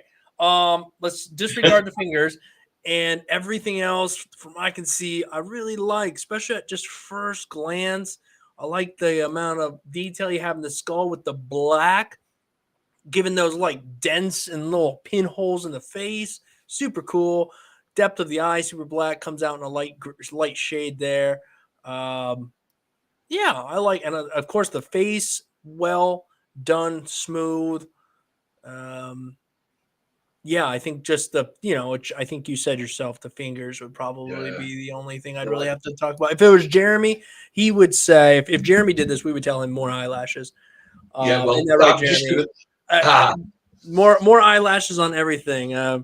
As they yeah, say, more cowbell. We need more eyelashes. No, these eyelashes are good. I just give Jeremy yeah. Well, eyelashes. like I said, I like the piece. And that, love the skull, love the tones. I love the undershadow that's coming across that skull above its top, above the teeth.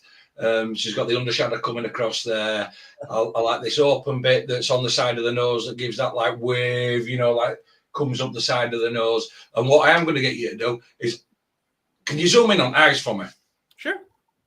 Cheers, Dave. Yeah. Right, look at these. Got eyelashes. Look at the left eye. Eyelashes are there, but without being there. This is a clever trick. She's shaded around the outside of them. She's put a bit of black, but then every so often there's a tiny, tiny little highlight of a black line, which gives you eyelashes. That the eyelashes are there, but without being there.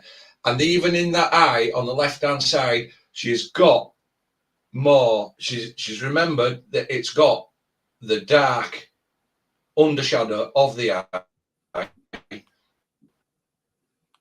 and not done it on the right eye, and it's got the bottom lid in, and you look at the actual pupil and iris and everything, she's got all the distorting and all of it that's gone in round that eye.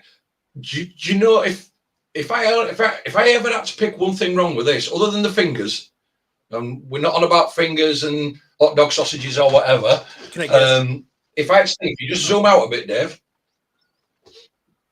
Right, just above the jaw on the skull, can you see that heavy black line that runs over and then up at the top? Right at the bottom of that open space, like that open smoke space. Over here somewhere? There's just like up a little bit. There, see that line that runs down? Yeah. Runs down all the way there. See, to me, when you now that you've seen it, now zoom out away from it. Oh. See, for me, that black line stands out like a sore thumb on this piece. Interesting. If the black line had been in, and I agree that the black line's been in, but maybe done with the edge of a mag and brought round, so it's soft. So it's a soft black line. I think in comparison to the rest of this piece, it just seems so harsh. Does that one black line? I do. Where they could have put a black line in and it being softer. Yeah, I do see what you are saying there. It is, but I didn't catch that immediately. I do see what you're saying there, especially with everything being so soft. And I do see what she's saying. This is supposed to be like coming up off, and I could see that as well. Yeah. A lovely piece. The only thing that I notice, and again, sometimes you don't know unless you look at the reference. The lip over here, I don't know. Maybe it needs to be dipped in or it's like pushed out, but seems like this needs to be curled in maybe a little bit more. Something along those lines. Not sure exactly what it is, but overall, I mean, minus the little nitpicks that we're doing, it's a sweet piece. But again, it's not huge either. We can see that coin up there, I love checking out your work. But like I say, like we've just said, Dave, cool. I mean, at the stage that Cassie is at, it is nitpicking, and unfortunately, she has got herself to a really good stage that all we can do now is nitpick. Unfortunately, it's true. Because, like you say, even in Skull's eyes, you can see the depth. The rich blacks are moving out, and this is all we've got to This is all we've got to pick on. Really, it is little bits nitpicking. We got the fingers, like a bit of a harsh and not so smooth of a black line here, right? Maybe if it was a little bit smoother, it would be a little bit better.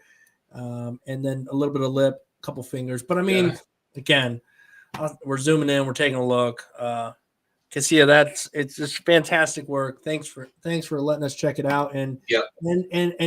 critique it. You know, you don't have to do that. So we appreciate you letting us. I'm just going to go take a piss. Do that. Yeah, go ahead, man. Next up is Keith. Huge fan of the channel. I've been tattooing for maybe 8 months with gaps in between due to my military career. I get that. Just looking for your honest opinion and areas to focus on for improvement. All right, Keith, let's take a look-see here. All right. Well, this is a little bit hard to read down there. Well, what are we going to focus on here? Okay, you are working on lining, so that's a plus. But what we have here is hesitation. A machine that you're not comfortable with what you're doing, obviously. Maybe a little bit more of a stretch is required, but you're clearly having issues with depth. Needles in, it's out, it's wobbly, and some spots are going a little too deep. We're catching some blowouts here and there, while others, you can see you're dropping a needle in and you're not moving at a consistent rate and pulling those out. You can get through a lot of this stuff by practicing on fake skin. Again, we say this and preach this a lot. Is it the same as human skin? No, obviously not.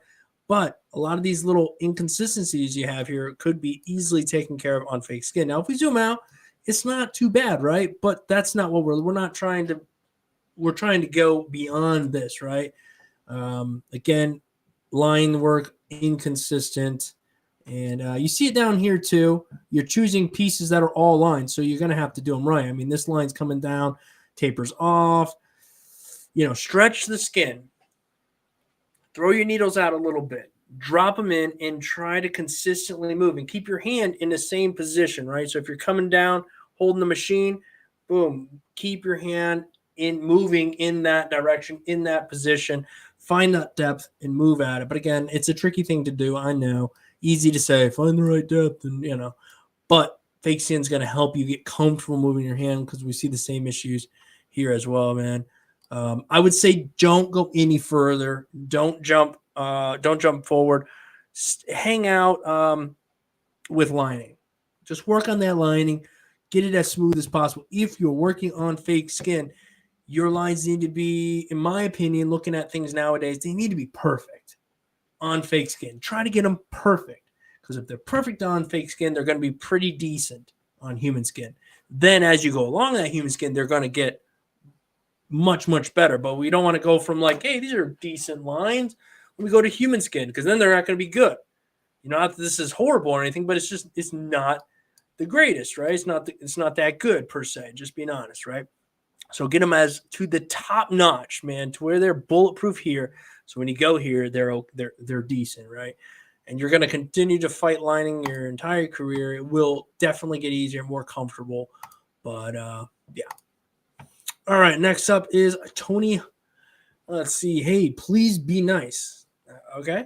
I'm self-taught, been tattooing for about 6 months now.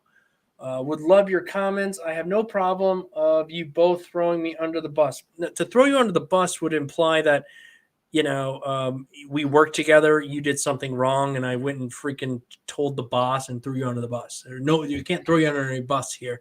But I think I get what you're saying at. I know practice makes perfect. All right. Let's take a look, see. Oh, gosh.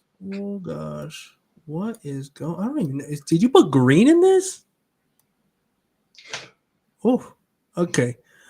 From a distance, yeah. All right. From about here, I get what this is. This is that like music note thing. You know, I'm no music reader, but these lines, man, they're not. I can't tell if these are blown out or overworked, and I don't know what's going on inside of them. And did you put color in there? Did you put some green and some white, maybe? I don't know. Can you see, Sandy, got any input on what you think this might be? Did they try to put some green in here? It looks like a dark green, doesn't it? That's not quite gone in right, and there's some bits of white. And I don't know if have they tried putting some colour or some light green and flowers. That's all I can see. But it's super washy. Yeah, I'm just thinking. Well, I before we come up with any real idea, yeah, I like the concept. Somebody said they like the concept. I agree. I actually really like the concept of that. That's cool, but execution's a different story. Oof. Man, that's what I kind of thought. I had a feeling that we were going to go down this road, but I wanted to check out more of the work they had sent in. Again, there's no bus. We're not throwing in any bus, but man, this is kind of hard. All right. I've kind of sometimes got to collect myself. This one, at least, you're like, all right, what a little tattoo, not too sure. Here, you're like, had you not put all this black in there and really made this thing super heavy and whatnot, at least we could have been like, all right, well, it's okay. It looked better as a line work, just as line work only. And they've killed it with all. I know we got a bit more black and a bit more shading, but the black's in and it's in wrong places, unfortunately. And it's killed it. It's really, really killed this piece. Yeah, it's super. Whereas if it had just been a line drawing, I think it would have actually looked better. Yeah, had it been just, even the lines aren't the greatest, and the photo is also not the greatest. Work on your lines before you keep going on. I know sometimes it sounds like a broken record, but if the lining isn't good, you might want to work on that before you progress, right? But yeah, this would have been better had it just been lines, because yeah, the roses are hurting it. All right, now we jump to this one here, and from the angle I can see, some of these lines are definitely better than the last pieces, but overall, what we have going on here is a, and I hate saying it, but it's a bit of a mess. I see we try to put something together here, but it's just not really flowing. Looks a bit clustered. There's no place for your eye to settle. Even the eye that is here, these eyelashes. In this case, we don't need more eyelashes. We just need like more of a consistent eyelash. The eyeball itself, because of the way you follow these lines, it looks like it's smashed down and rounded a bit on the sides, right? This line right here makes you feel like the eye isn't rounded under here. It comes down and cuts across. The rose is probably my favorite part of all of this, right? Because we have a bit of a black around the outside, kind of helps sell the rose a bit more, a little bit of shade. The line works pretty okay throughout that. Even if you're going to put this black around the outside, you want to try to whip that out, blend that out a little bit. I don't know. What are your thoughts there, Andy? Honestly, this is busted. Honestly, it's busted. Like you say, I mean, the rose is about the redeeming feature on this, and and some of the lines aren't very good in that.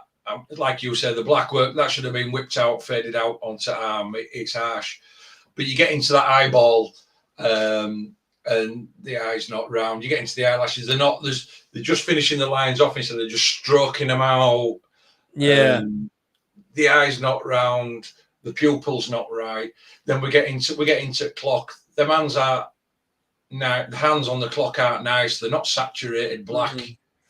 They're not even. The Roman numerals look blown. They're badly done. They're not even. I mean, you look at the wow. Oh, and to be honest, I've nearly done this. This clock is taken from a film called The Labyrinth, where it's a 13-hour clock instead of a standard broken clock. And if he's wanted a normal clock like this person has wanted, this is only any good for film The Labyrinth, which is a sci-fi film. This is actually a 13-hour clock because it's got the wrong clock. And if you look, it goes 11, 12, 13. Yeah. And if you look at the 12, and the 13, you look at the X's, they're nothing like the 13. I know it's perspective going round, but the lines aren't good. The packing's not there. Between the 13, I don't know whether it's where you are, there's something there underneath it, but that X and then 3 ones, they just look so blown out. And it's they are. I can see with the 12. Man. And that. I think they just it's like you've got the harsh lines for the sun rays. If you're gonna, it's beat. It's unfortunately it's really, really beat. Is this? And somebody's got this on their arm or leg. I think this is it's an arm, and they did this. It's an arm. Yeah. So somebody's got this on their arm, and my God, it's going to take some pulling round to get it to look anything like. Because even them sun rays, if you're going back in after, and them clouds and you're going back in after, shouldn't have been in black. They should have been in a very, very light wash grey, so that when you come in with a mag with some tones, they're gone.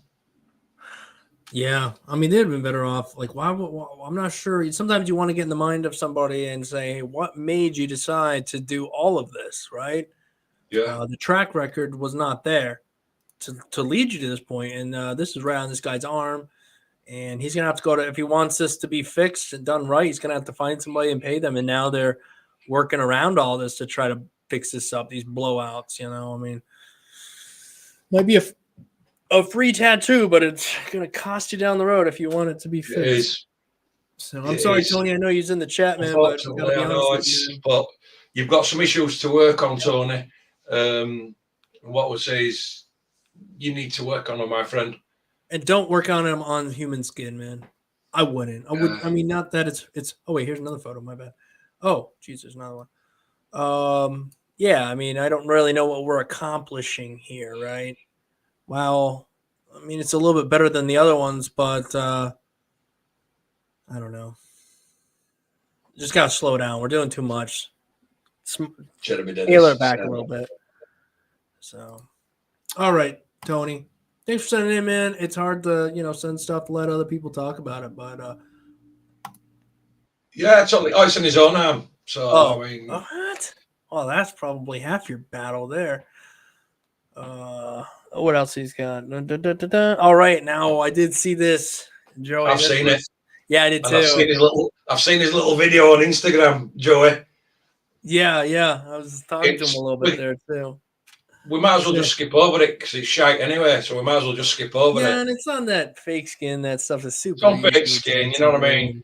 It's just another crap work off Joey here. You know what I mean? On fake skin. So we might as well just skip over it. You know, if you're gonna keep it like garbage, keep it consistent. He does that, so I can appreciate. Yeah, read this garbage and check it out. Just like snake, cats, and dogs. First time using fake skin ever.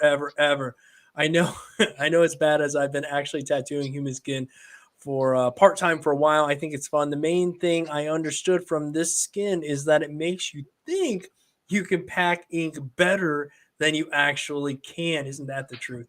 It's very deceiving. I would say the most benefit you get out of fake skin is improving hand technique and lining. Be gentle, guys.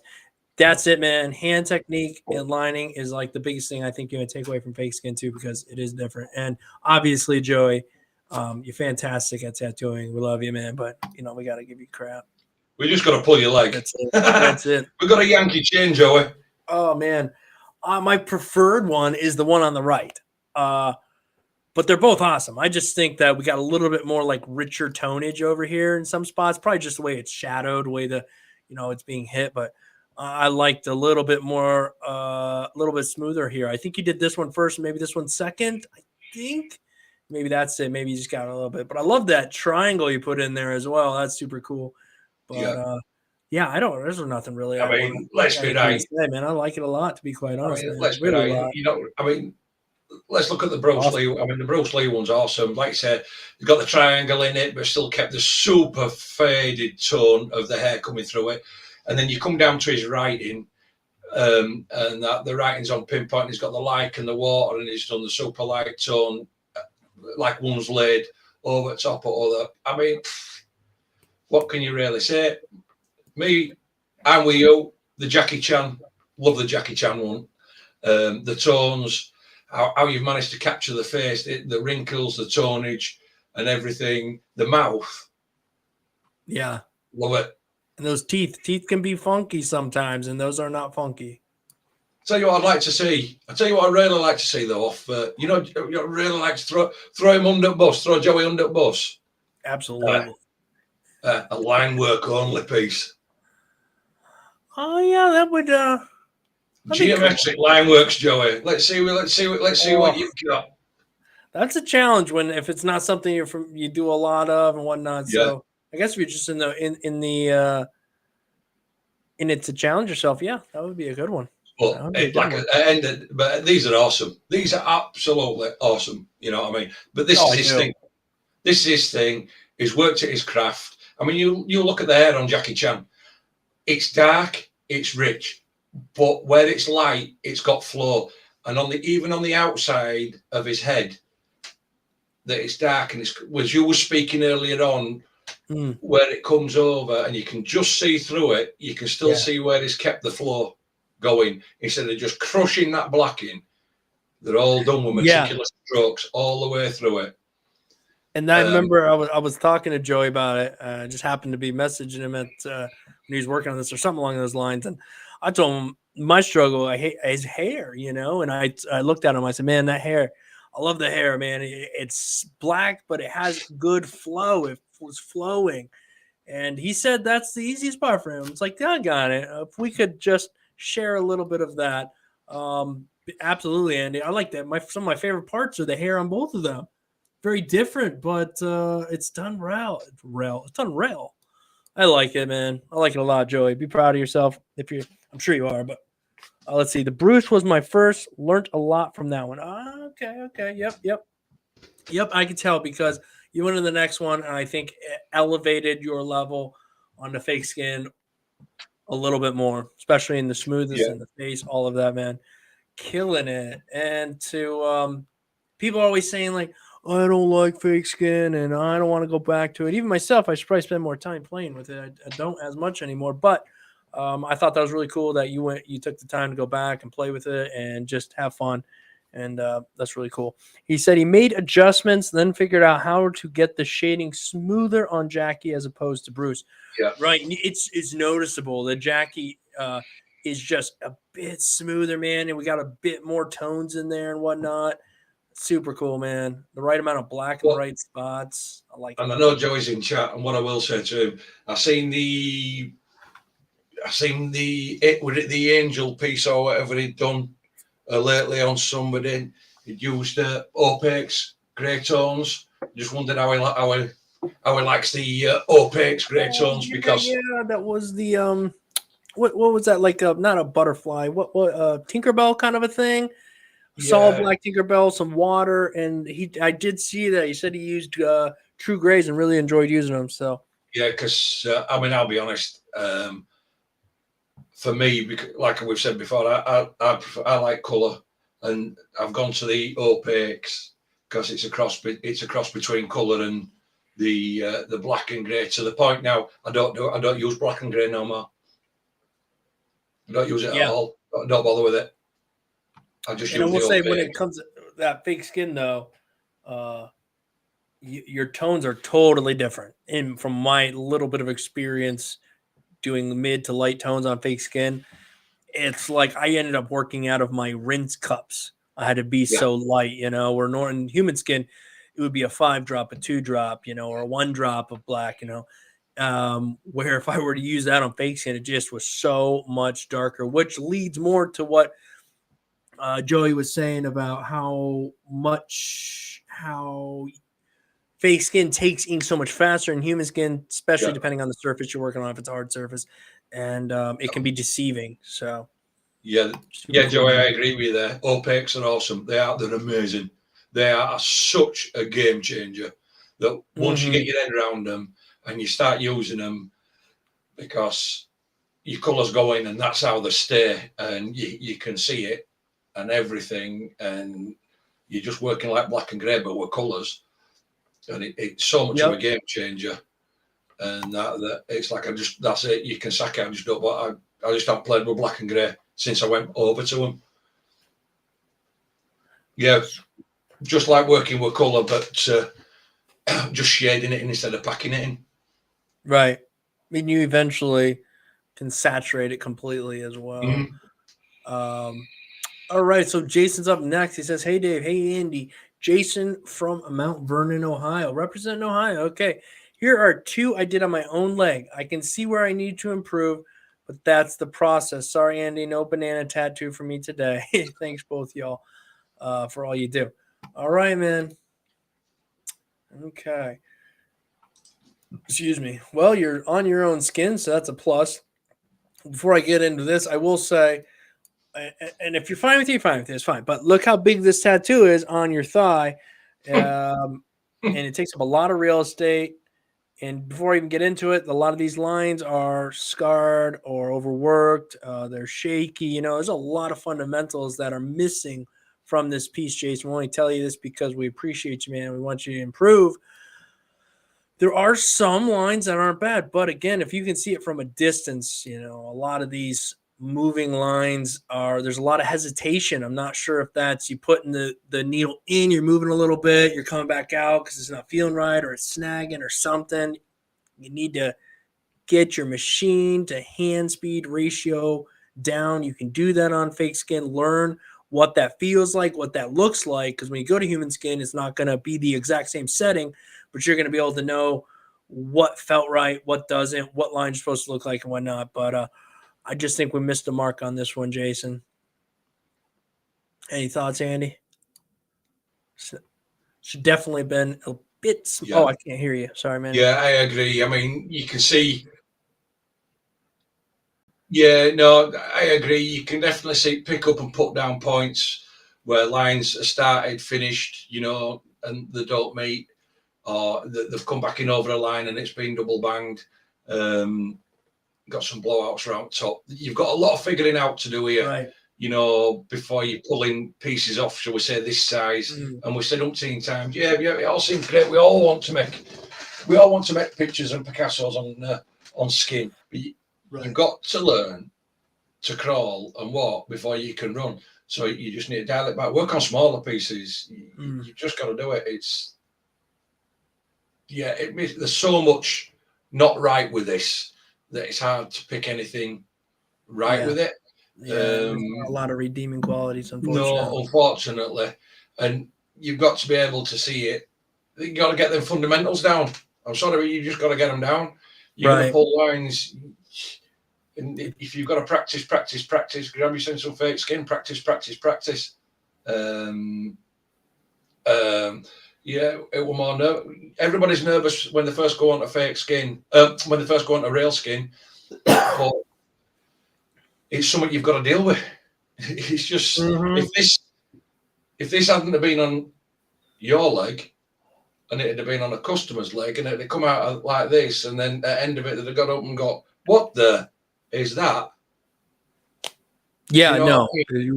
This is the thing that we're also trying to say and put across to everybody, that you have a responsibility to be able to see with your own eyes that this is not right. And I think you said that you can see where you need improvement, which is good. But now you've got to take that information, dial it back, spend a few dollars on some fake skin, and practice. Yeah, I agree. It have to, because you know, again, there's not a lot of redeeming qualities here, man. Got to make this stuff smaller. I mean, where are the lines a little bit better? Here, where the lines are smaller, they're a little bit better, right? So focus there. Get comfortable knowing what the line's supposed to look like. Sometimes we don't even know. Just a lot of various things. You're not comfortable at all, you know. So you want to get comfortable, and that's where fake skin can be a big help. Like Joe even said, lining and getting comfortable reading a stencil. Those are things, hand technique, things you can master or get better at before you even get here. So anyhow, man, I'm glad you sent it in though. So at least somebody else can look at it and say, hey, look, man, this is what you got to do. Sometimes you just don't know. You've got to learn, and everybody's got to learn. It's what you do with the information and where you go. If you still keep doing pieces like this, like Dave said, God, you've taken up a lot of real estate. Right. And that you've now got to walk away with some information and think, yep, I'll work on some smaller stuff. Like we've said, you can get yourself some fake skin. It comes in this sort of big. You can mark it up into 4 and do 4 smaller pieces on your fake skin to maximize it and get your line work under control. Then start moving out to longer and bigger lines, right, and get yourself under control. I'm agreeing with you there, man. Let's see, we got Michael up. Big fan. I'm in my first year tattooing. Any tips to help? I don't know, man. Sometimes I don't know All right. Let's take a look here. A bit closer of a look. Well, Andy, I think you'll probably agree the lining's not bad here on this fake skin. Seems pretty consistent. There's a few inconsistencies, but this fake skin appears to not be the best. So, hey, got that going for you. In my opinion, when it comes to shading, we just took that one tone, that one mid tone, and we put it everywhere. And then a little bit of the next tone up maybe through here. And then the black, again, is just, it's not saturated. So it doesn't come off as black. It comes off a bit patchy. Seeing anything else? And the tongue's a little wide open. Kind of almost looks like there's a missing because there's everything else has a shade or some kind, and the tongue doesn't. And then the tongue also connects, like, I don't know, something weird on there. It is, but it's like you say, for all intents and purposes, the lining is not so far off.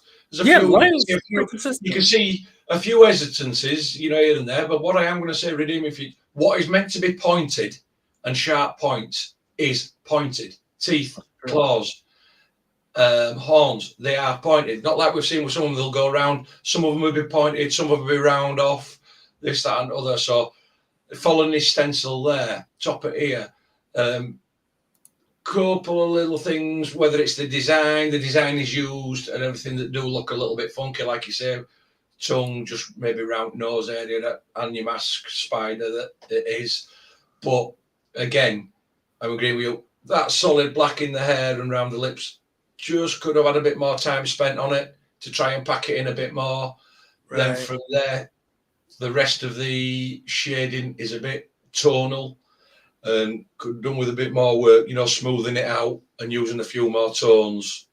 Yeah, and definitely. The horns. The horns, just one tone.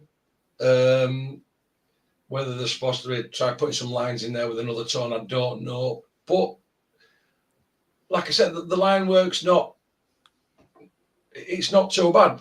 Needs a little bit more work, a little bit more confidence when pulling them, you can see. Yeah. And that just to smooth them out and get, when I say smooth them out, just by more fluid instead of just as if sometimes it reminds me of, and I don't know whether if you did it when you started, when you start pulling the line, excuse me, you start pulling the line and you're following your stencil, but you sort of like can't see far enough down your stencil, and you sort of like stop, pause and slow down and then up, readjust, to come round it. Yeah. Instead of just case of, it flows round, it goes round that way. Yeah, I brought it round and I'll bring the next one round, to touch it. Exactly. And that's another common mistake. Not looking far enough forward when you're actually pulling your line as to where your stencil's going. Absolutely. Well, let's check out the next piece we have here from him. Let me get a little bit close. I guess he must have done it twice and colored one in and shaded one. So looking at this, it's not a huge piece, so that's cool. And let's see. I'm just going to skim through it. There's some again. The lining is your strong suit right now. It's not perfect and it needs more work, but it is consistent, right? Like the weightage is relatively consistent. You want to make sure you connect all the lines, take your time up through here, connect these lines where there's need to go, right? And that's going to, all the little things we want to get right so it adds up to a better outcome. Same over here. Some spots, you can tell the line needs a little more work, but okay, let's just say your lining is all right overall. Keep working at that, but the shading seems to be a down point here. We're kind of getting stuck in like two shades. And let's look up here, right? It seems a little bit kind of quick and just put in and rushed. Same over here on the bones, very, sort of scratchy looking, not very smooth at all. I mean, so I would probably slow down to spend a little bit more time in that shading. You've worked it that night, work it the other way. Just try to smooth it out a little bit more. And at the same time, use black. There's no black in this tattoo. Right here, this is your darkest, and it's very open. I mean, we could punch in a lot more black in here, and you could probably punch in some black right behind this, the bone right there, and bring that around a little bit more. We're just kind of missing out on some stuff. And the body, I don't know if you caught this, Andy, but the body kind of looks a little funky right through here. Where if you look at this one, you bring me to it. This snake comes down and then behind that bone it'll double wrap on itself, but he's missed this on the top part. He's lost his stencil and he's shaded in part at snake's belly as a scale on the I belly. see. Because if you look at his right hand piece where he's actually coloured the belly in, can you see how it makes? In fact, actually, no, he's done it in blue. But can you see how he's done that curvy line over the top to actually show that it makes it look like that the snake's curling round there? He hasn't done it on the left hand side. I see. I see. And I was going to pick up on that, and you've already, you beat me to it, Dave. Sorry, man. I know when you're. No, I mean, I pretty much agreeing with you. The black and grey one looks like it was done first.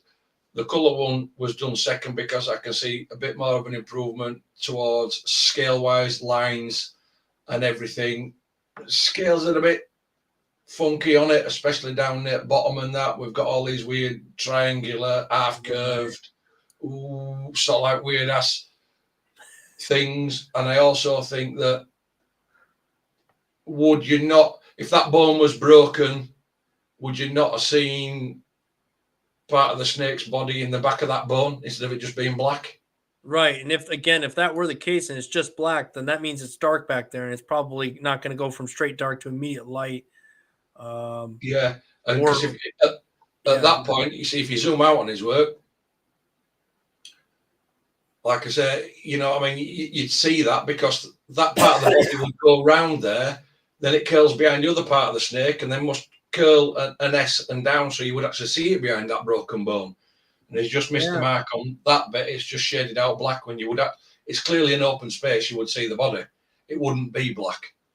Yeah, there's actually quite a few confusing things about this snake here.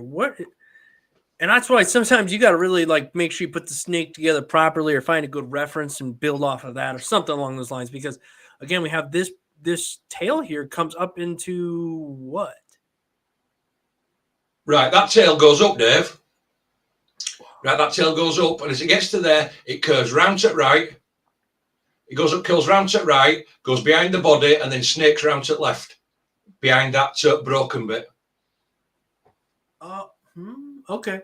Let's take a look. So the tail will come. So the tail will come round. It'll go up, and then as it goes up, it snakes off behind the other part of the body, and then curls round and goes round. That's why I say, as it goes up and comes round into that other part, you would see it behind that bone.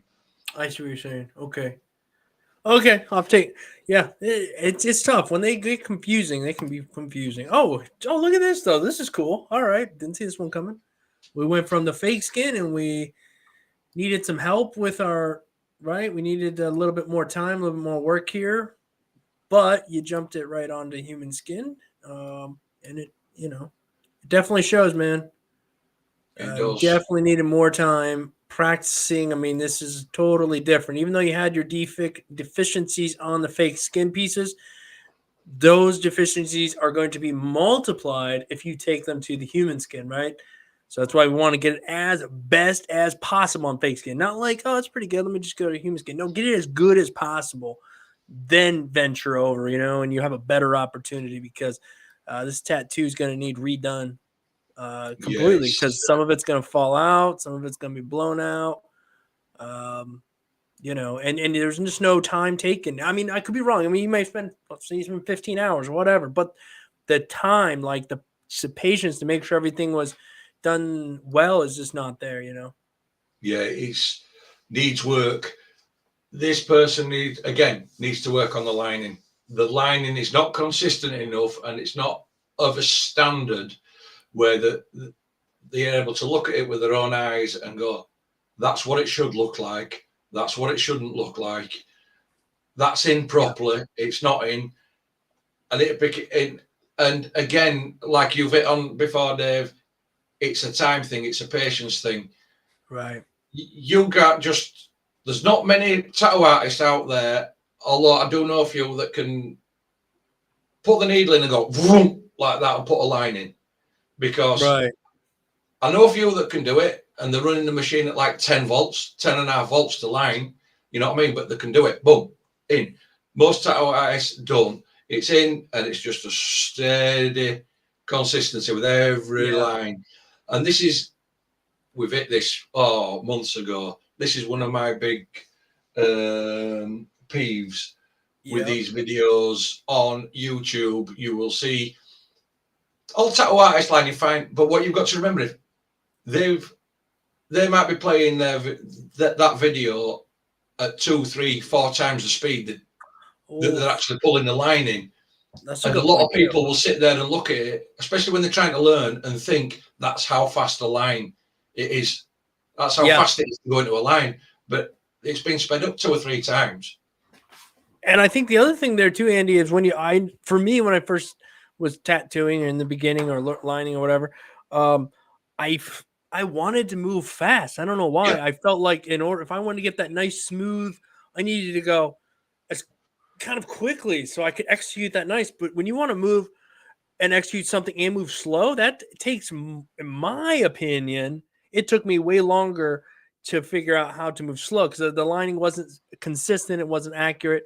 I had to slow down. And when you slow down, you realize all the little movements your hand makes, all the little jumps, all the little everything. So all your little muscles, everything is learning and trying to adapt. And so there's just a whole lot of things happening all at once. That's why, again, we want to try to prep ourselves the best as possible before we get into the skin, because it's just going to make your life a little bit better. There's another piece here. Okay, let's take a look here. Well, I think this is better than the last one. The photo is kind of hard to tell what's going on here, but we still have a lot of the same issues. Our lining, this is, got a lot of pickups and put downs and shakes and scratches.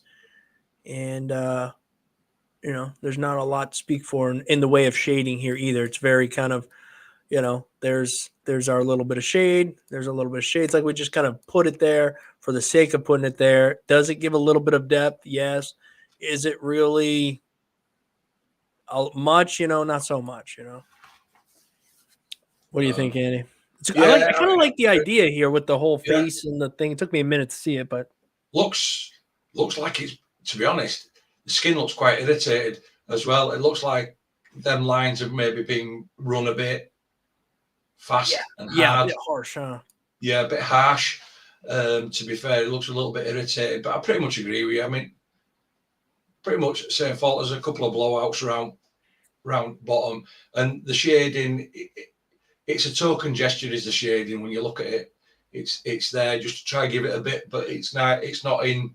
So it's nowhere near in the best and executed with, shall we say, a lot of thought and patience. So that's what it comes across as.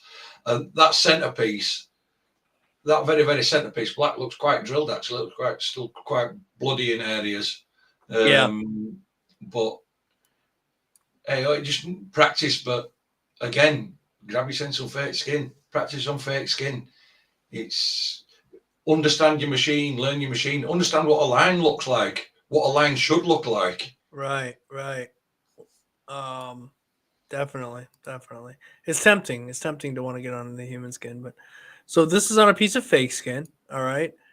That's a good thing. But if this is what you're putting on fake skin, don't go to human skin. And I'm not trying to be a jerk here, man. I'm just being honest. Like, this black is not saturated, right? The shading is, it's super just sort of, not much time has been spent in this at all, in my opinion. The shades from a dark to a light are just pretty far off. I mean, even if you're doing it in some different sort of stylish looking thing, I don't know, but it's just not there. And, but let's look at the lining though. Right.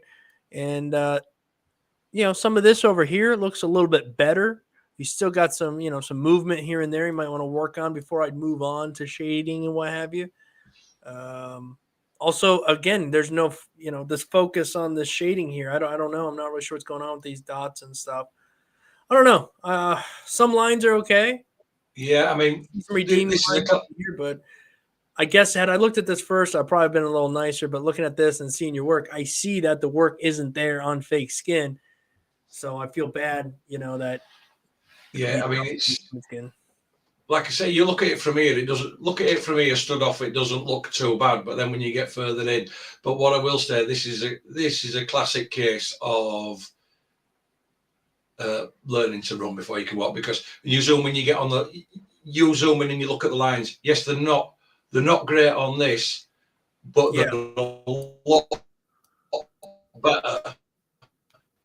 They are better than what is put on, and it's not, oh well, because it's working on a piece of false skin or a piece of silicon on a hard surface with Yeah. no In a give, perfect not having to environment. stretch it or anything, and it's gone in. And fake skin doesn't bleed. Fake skin doesn't moan. It you know what I mean, it doesn't get, it's very hard to chew it up if you've got to go over them lines 2 or 3 times. Right.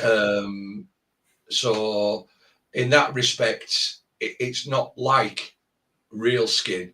But this is what I say, this is where you can see somebody's gone and thought, oh yeah, it's not too bad in that.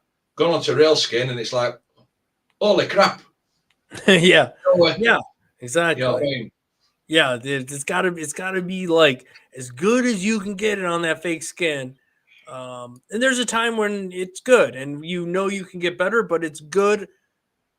You're ready for human skin. There's that, because you get stuck in fake skin, you just constantly feel like I'm not ready. I'm not ready. I've seen some Yeah. people really spend, and it's okay, but take a little bite outside of it, come back. Take a little bite outside, come back. So, but do your due diligence. I think that was it.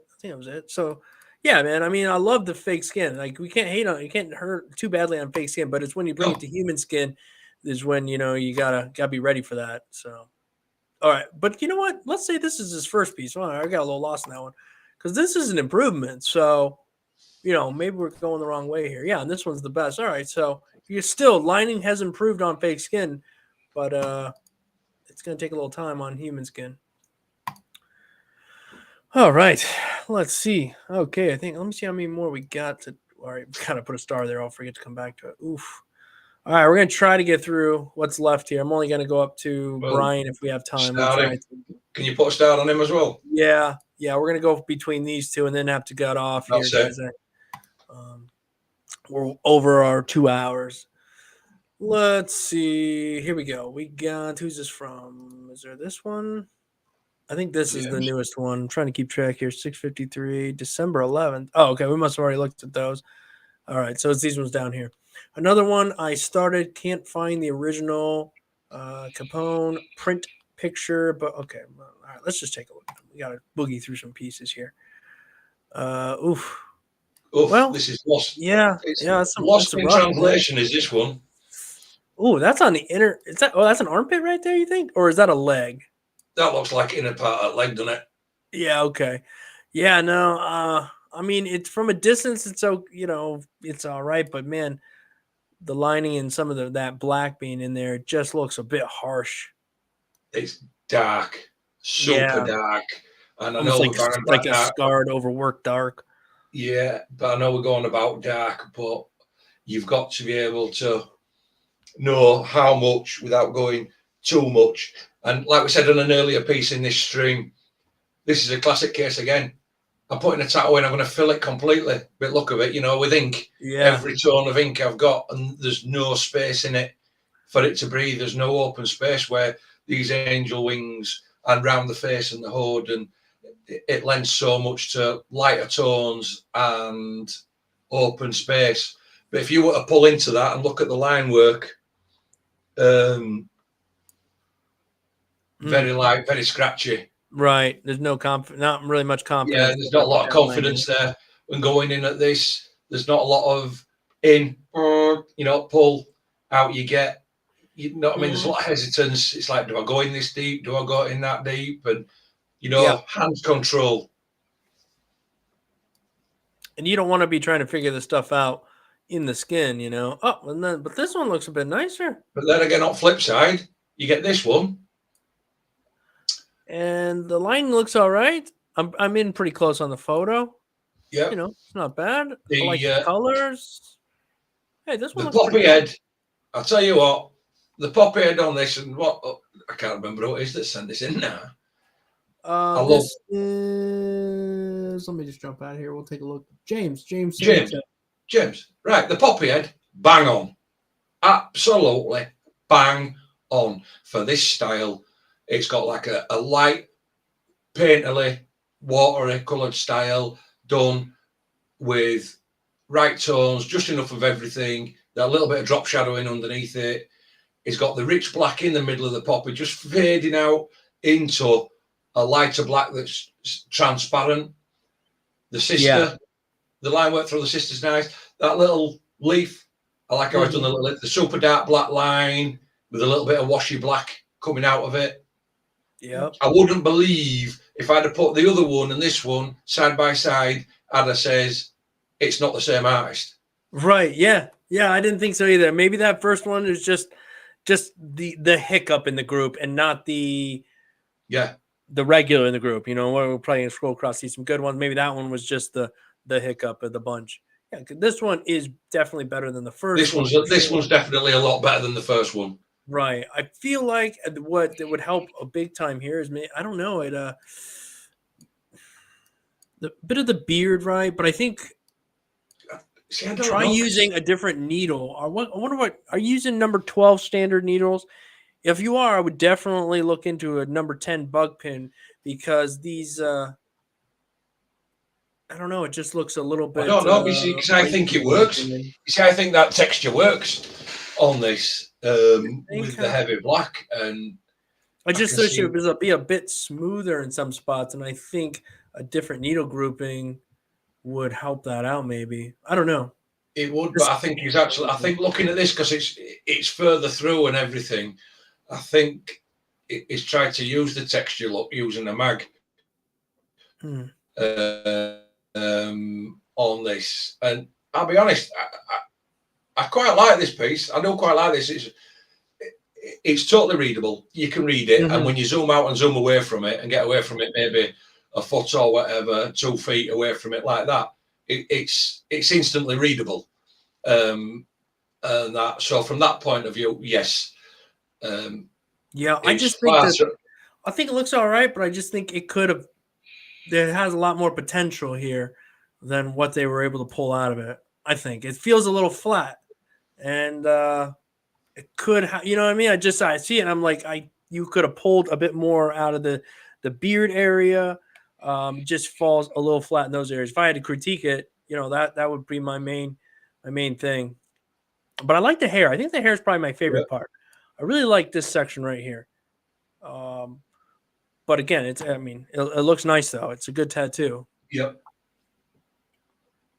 Okay, and I feel like kind of the same here. It's like the shading just needs smoothed out. It's a bit harsh. It's a bit quick, you know. I feel like I'm not sure again that needle grouping. If you can get a number 10 needles, 0.30, try to find something like that. It gives you a little bit more. Try using a smaller mag maybe for these smaller pieces. Maybe the stroke you had on that mag was just a little bit too wide.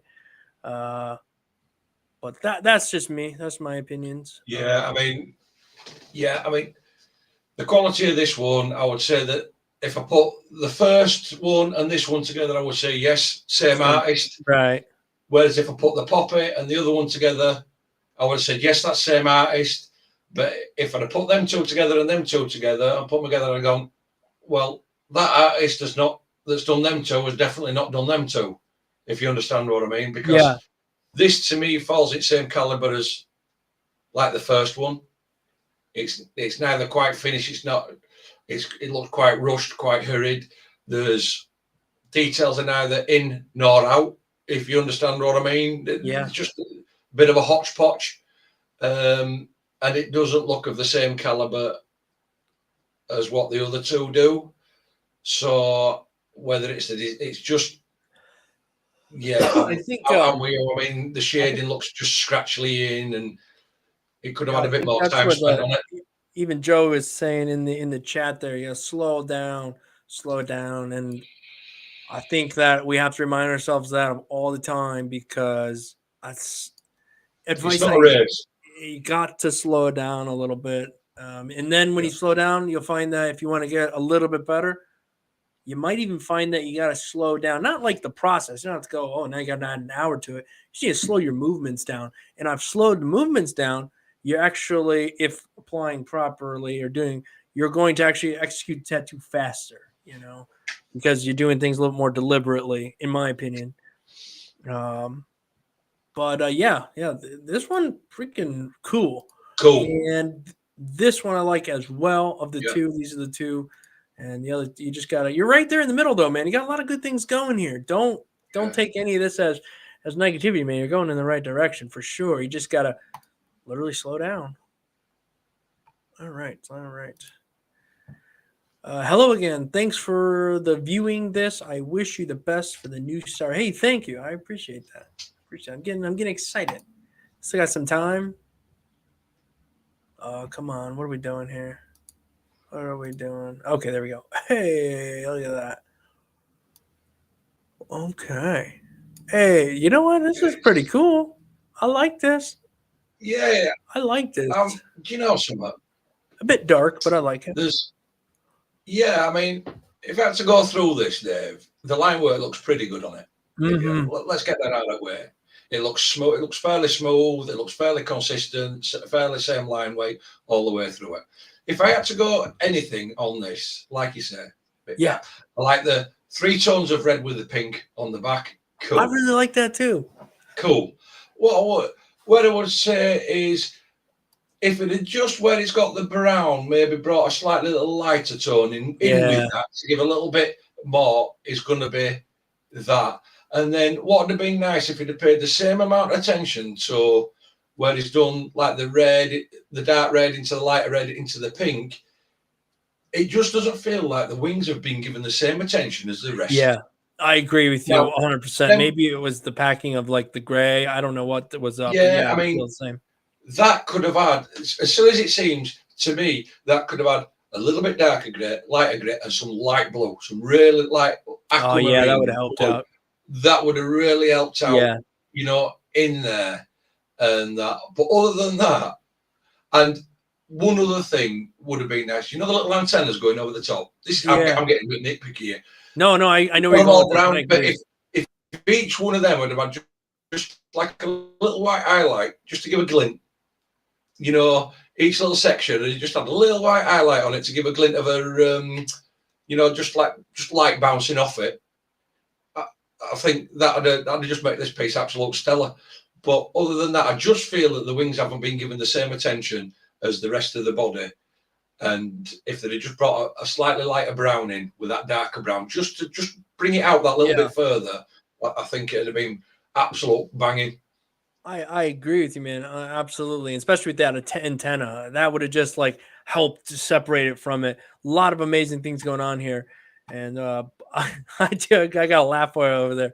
Joey went back and watched. I guess he must not have seen his part there. And he said, just watch back the tattoo critique. Laugh my ass off. You two are trolls. Yep. Oh, the upside down triangle on Bruce Lee's symbol for water. And I decline your challenge, Andy, on geometric line work. And do you know what I say to that, Dave? Do you know what I say to that? Joey, you pussy. Andy Winter. Oh, man. No. Oh, man. Trolls for sure. Only joking. I love you, Joey. That'd be equivalent to me trying to pull off a piece like Joey does. Because I just don't do it. I just don't do it. So. Yep. But Joey, you're still a pussy. Nah, you know. Shane Spencer says, I sent this one in a while ago, but it was just the stencil. I haven't done backgrounds before, so I just tried something with this. Oh, okay. I know in the eyes there's a spot. While I was scabbing, it got hooked on my underwear and band and one morning and pulled right out. Oh, okay.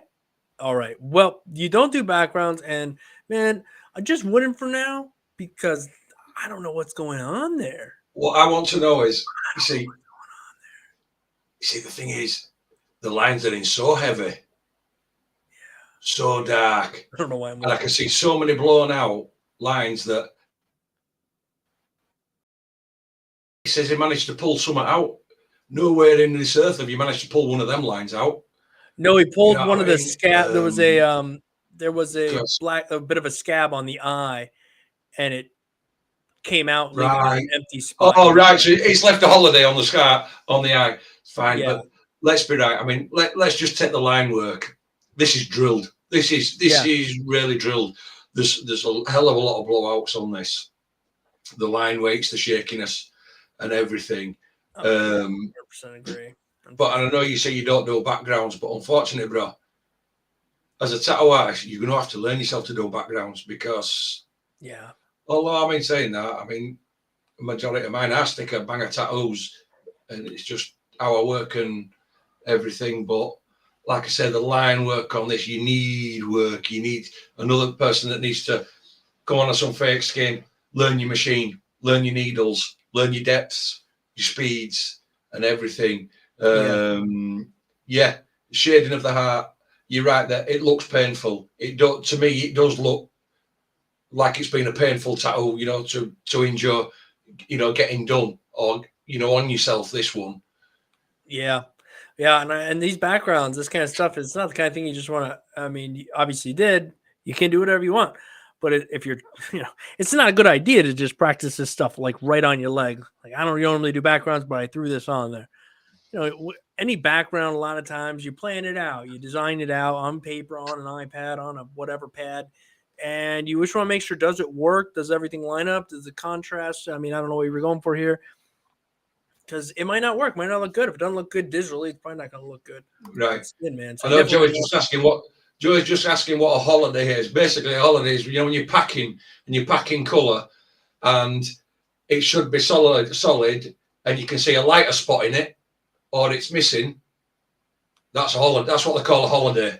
That instead of it being one consistent tone, you'll see where it goes across, and then you get like a little white lighter spot. If you're using red, it might be a bit pinkier rather than solid red, or it's white, or it's not up to lines. It's just where the ink's not fully in or in at all. That's what they call holiday.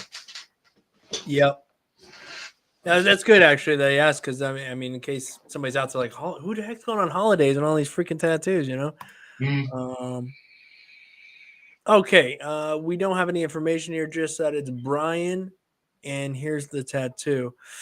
Well, I mean, the skin does not look like it's the best skin in the world to tattoo, so I'll give you that. But unfortunately, like the black in there, it looks like it's not quite. None of these colors look fully saturated.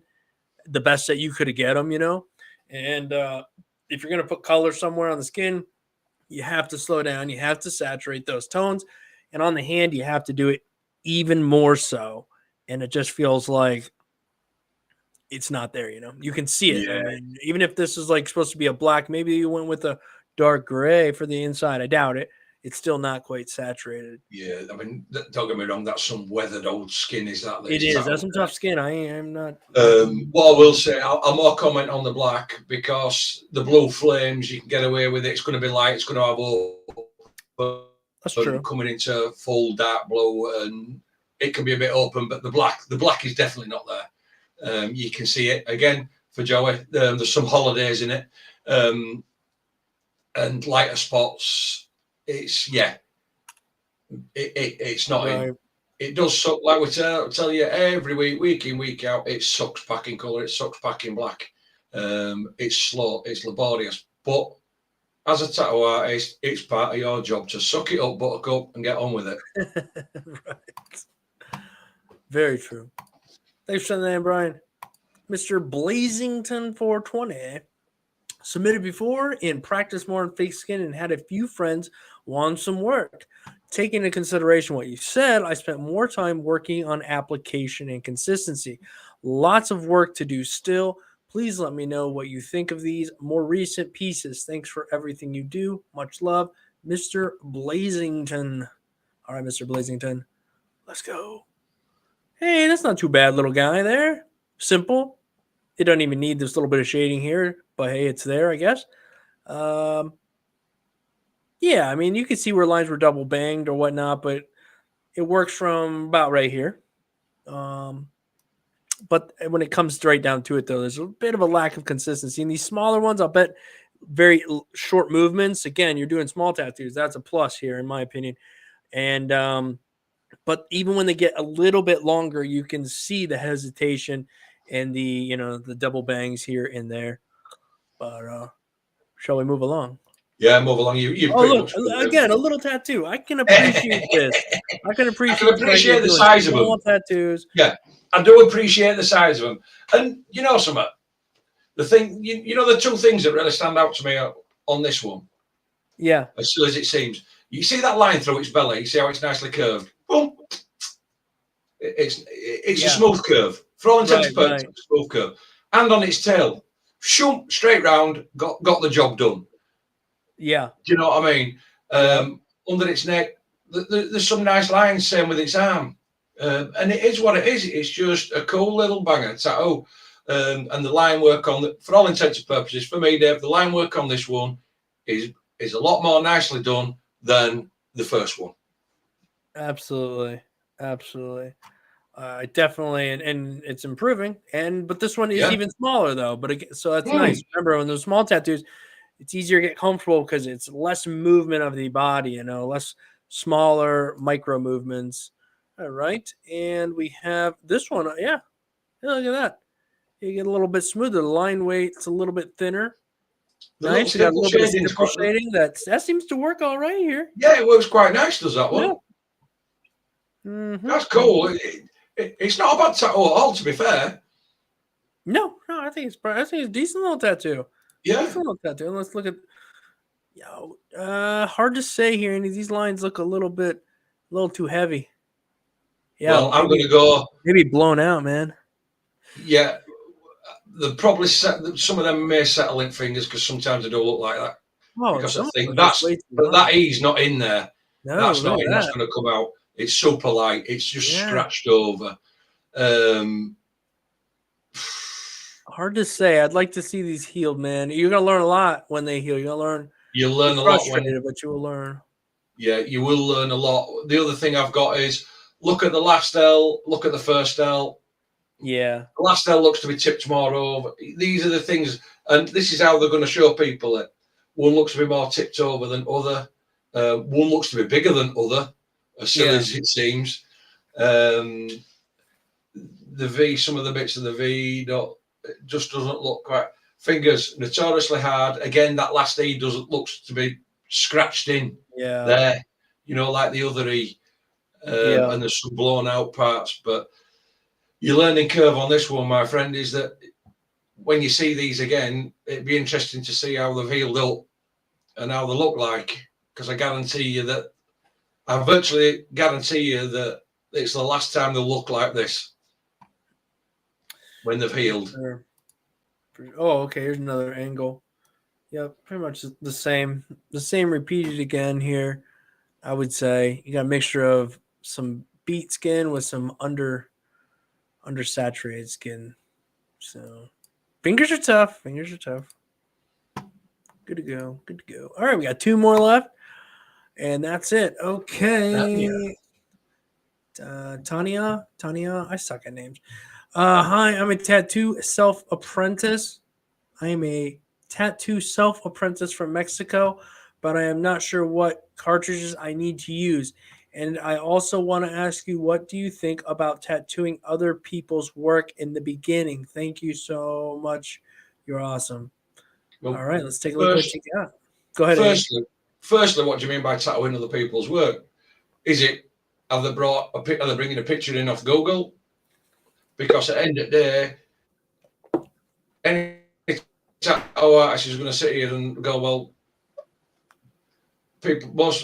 you've tattooed an image that's come off Google. It's just because that's where people are getting inspiration from, or you've tweaked the image that's come off Google or whatever, or are you meaning go over somebody else's work? It's there, it's aged, it needs refreshing, it needs reworking and bringing back up to scratch, because that's a complete sector in itself within the industry, and most tattoo artists do that as well. So me personally, and I might get fired down in this, I'm not fired down in chat side of this.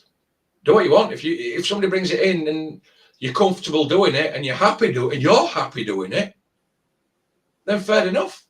Right. Yeah. As long as the one thing I do draw the line at is that they've not gone to another tattoo studio, got them to do a design, and then they brought that design to me and asked me to tattoo it because I might be cheaper than them, then it's like sod off. Right. And a lot of times you're not going to do a piece to the level of the person who did it. Yeah, it's if you're in the see, I have an issue. I'm like, if it's small, little, like let's say it's these strawberries, you know, I almost look at that as like clip art. You know, it's like Yeah.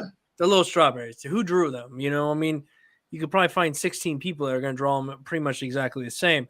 But then again, I've done tattoos that I thought was just some like BS clip art, and come to find out, it's some person out in New York who custom makes that one design. You're like, oh, I just thought this was a simple little clip art skull thing that, you know, a client brought in. And so at least if you're going to, and you're going to post it somewhere like I did, change something if you can, modify it a little bit, Yeah. add something, do a little something, because you never know, somebody out there, again, that small stuff, I genuinely would take these 3 strawberries. Somebody was like, hey, I want these 3 strawberries. Okay. You know, I mean, like, what, I can redraw you 3 strawberries. Those are the ones you want. I mean, who am I really stealing from? Who came up with this? But there are some people out there that's theirs. You know, they did those 3 little strawberries. Okay. All right. So change something a little bit if you're going to post it, just to cover your own behind. That's my thoughts, I suppose. All right. Where were we here? Well, I mean, the lines and everything don't look so bad. Pretty not too shabby. Pretty That's on skin weighty. too, yeah. What I can see is leaves very monotone. Like we said before, strawberries. Try using 3 colours. You need 3 colours with at least 1 or 2 separations of colour in them. Maybe you'll get some lighter green. Use that green with a darker green and a bit of yellow, you know, for your leaves, and maybe a bit of green with a bit of brown or whatever, you know, through the stalks, the stems, and that to do it. Where I do have a little problem is I hope that strawberry flowers aren't see-through, because you've managed to do veined leaf underneath, so that we can see through leaf there. Right here? And that's as silly as it seems on this piece. That's the bit that stands out. And the other bit here is this right in between here. Yes, there's no stem flowing through it. Yeah. Just those little things. And same here. The stem is clearly moving in this direction. Yeah. So it could curl like that, but you'd have to show a little bit of that. Yeah. So it's little things like that. But that's the things. That is the things that stand out on this piece. Yeah, I agree. Ooh, this one's a rough. The lining's pretty beat. I can't even really tell what's going on with the shading exactly, but all this right here is just a bit harshly put in, it appears. There's nothing solid. There's no real solid like line in this tattoo. They're weak in most places. So maybe this was earlier on, you know. You're doing a bit, probably more than you should have, but hey, it's there.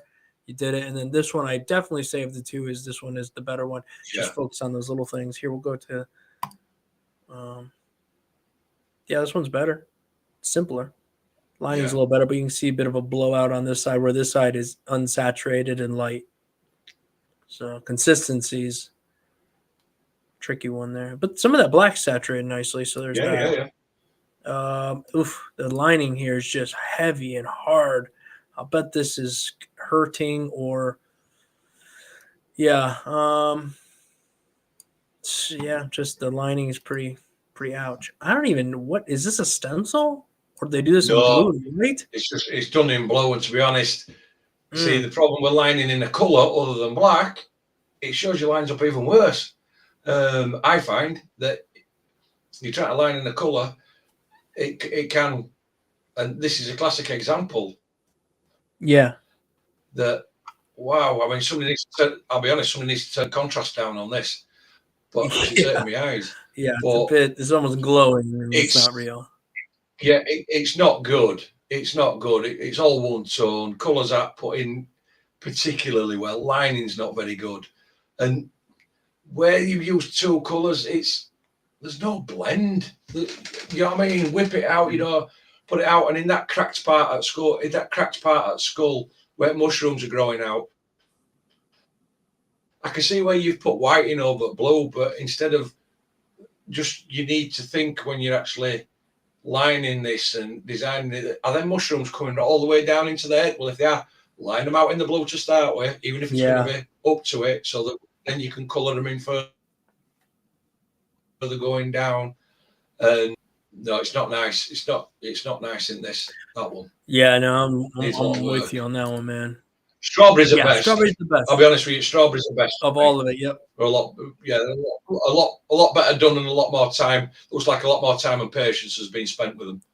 Yeah, that's key. That's definitely key. So yeah, definitely. Wasn't sure if that was gonna be the best, the worst. You just never know.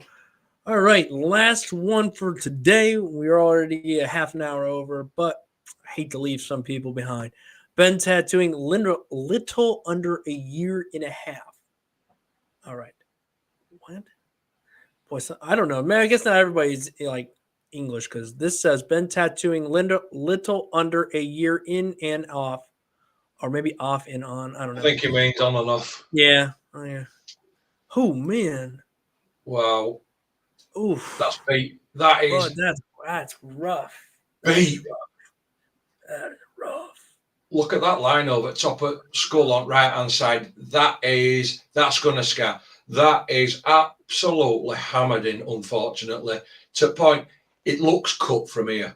Oh man. It looks like it's cut open from here, you know. Man. Yeah, this is a bit rough, man. And it's so dark. That nose, that looks pretty. Yeah, man. I mean, what did they say? Did they say anything? They said, okay, been tattooing under a year on and off. Whew, man, I would probably if this is if this is the best you're dealing with right now, I definitely just want to take a step away from this, man, because you're not doing anything good here. No, I mean, there's no separation, there's no definition between anything. There's just a bit of token shading of black, and it is black round a few areas, but I'm more bothered. The line work is so far drilled that it's to be fair, that's quite beyond funny.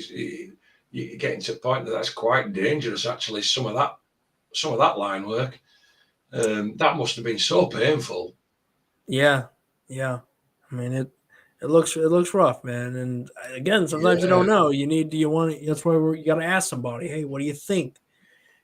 People close to you sometimes are not the best to judge what you're doing because they,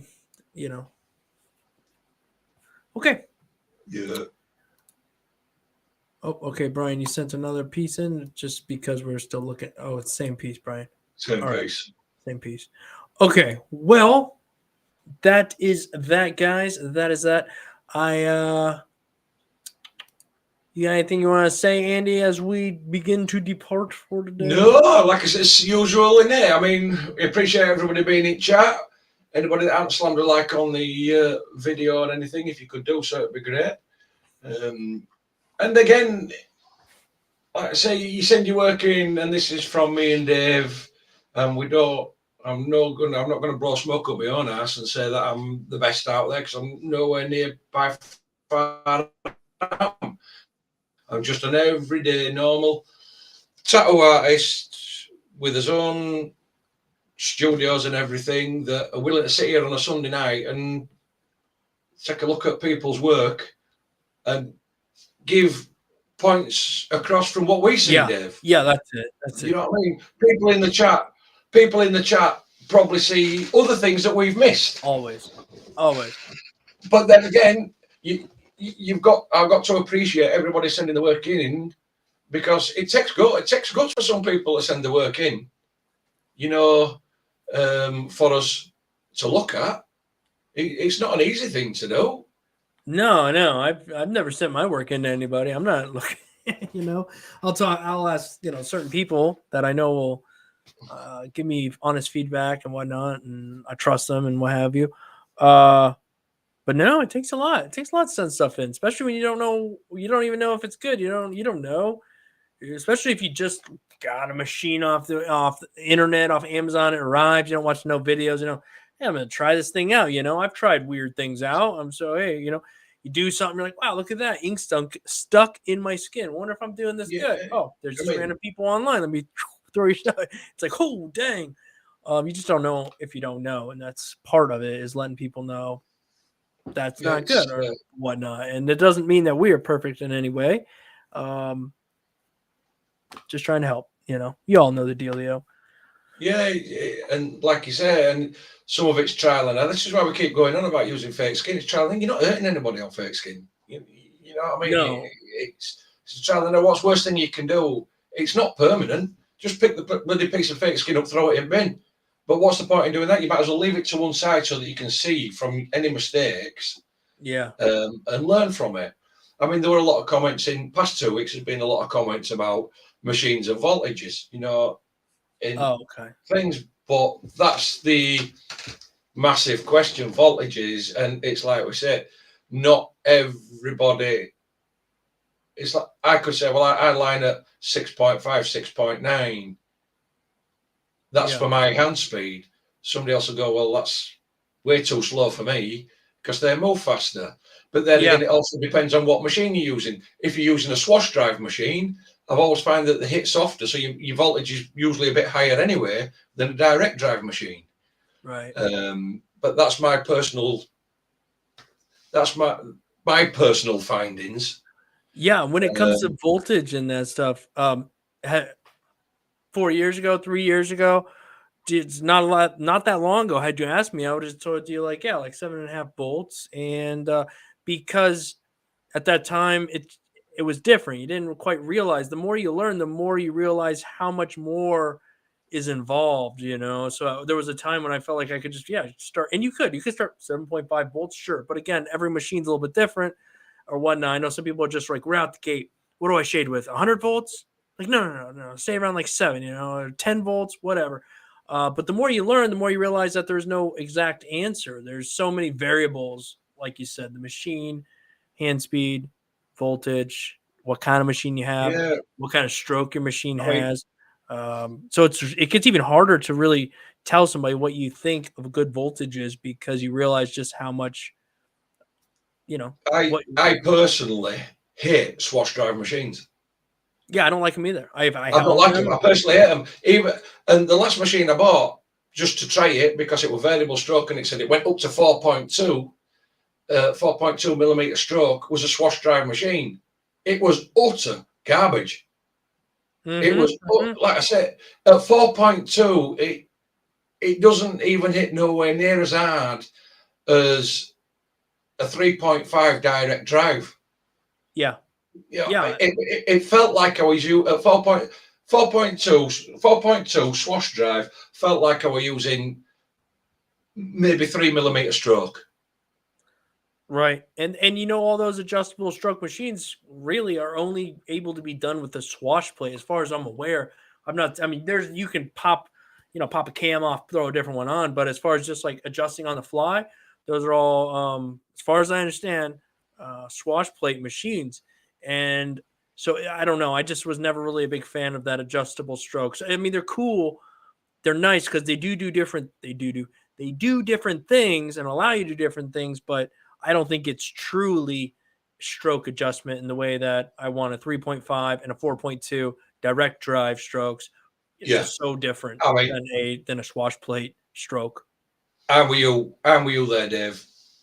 Yeah. I think that a lot of and I won't say all of them, what I've played around with. There's definitely some that do it better than others, though.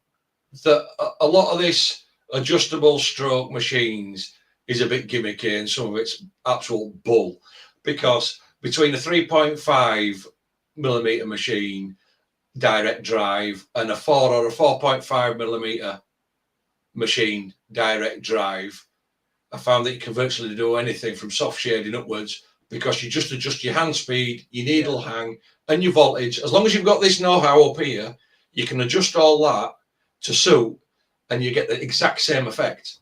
It's true. I know people that line and shade with 4.5 millimeter. Yeah. Yeah. Direct drive, 4.5 millimeter. Use nothing else. Boom, off the go, and the work's absolutely out of the world. And that's it. So You get used to the type of machine you like or that feel. You know what you're looking for. I personally, you'd have to relearn how to use that particular machine. You know what I mean? You'd have to learn how to use what speed your hand would have to move and all that jazz. If I were using a 4.5 millimeter stroke yeah, machine running, even if there's people that run them really fast. I know some people that shade and work with the wand packer at like 8 or 9 volts or something heavy like that. I mean, that's a lot for that machine, in my opinion. But they do fantastic work with it. So again, to tell somebody this, and this, it's like yeah, there was time I feel like would felt confident saying that. But again, the more you learn, the more you realize how much you don't know yeah. and how much It's harder it is to explain. you see, me personally, I prefer hard hitting machines. I do So too. Well, to some degree. 3.5 direct drive that I'm running at the minute, it's like a Yeah. beast. And then next one that's coming that we spoke about, it's 4 millimeters, but I've got the option it comes with 2 extra cams that you change yourself, which is 4.4, 4.5, and 5 millimeters. So I've gone for a really hard, and that's direct drive as well. Yeah.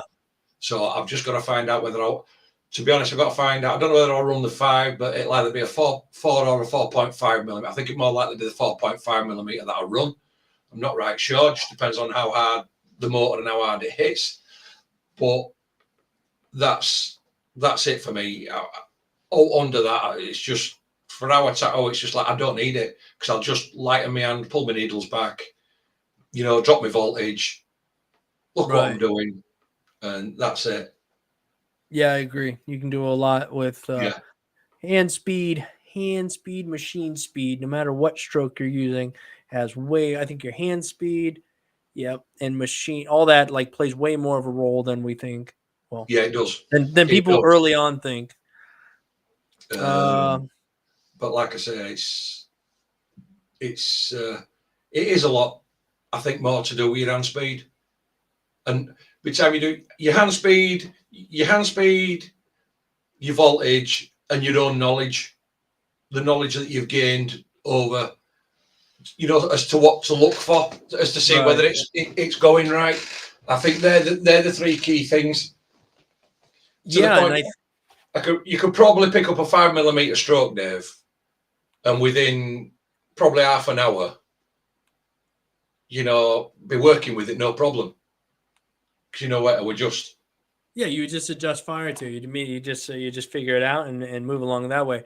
But I know that it can be scary, but I think the biggest thing is for me was just getting deliberate with things and I could go slower but still move faster because I didn't have to go back and fiddle with stuff as much and I didn't have to go over a spot as many times because I was getting a little more direct, slowing my hand down, laying stuff in there.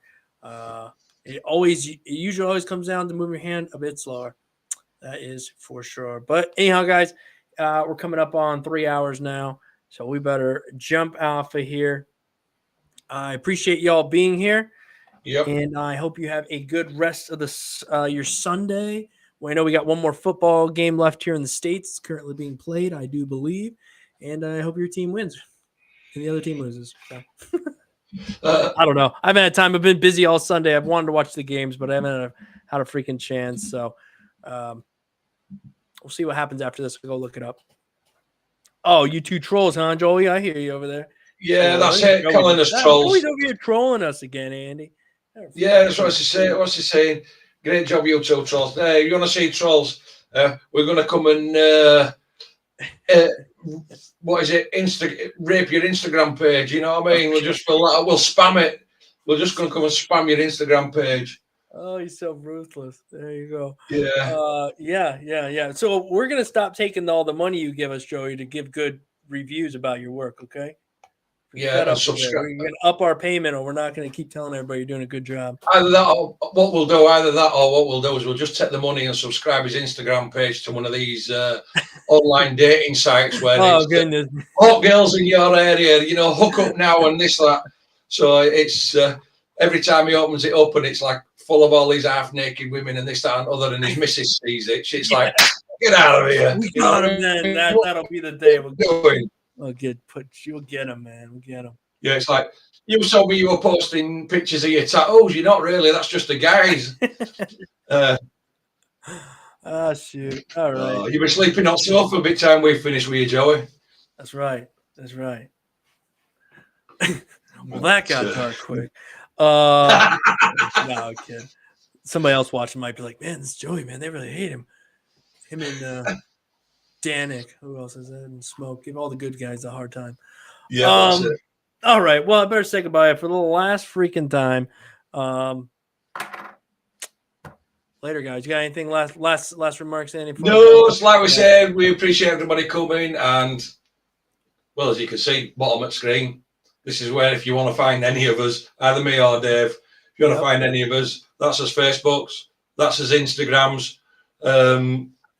Don't worry if you message Dave, he'll message you back in about 6 weeks. It's 6 weeks. Usual guys, is that? But well, yeah, I mean, it's not that he's actually swerving you, I don't like that. It's just his usual norm. And, I'm sure his wife will tell you the same thing. She'll ask him a question and he'll answer boss lady in 2.5 hours time. It's true, man. It's true.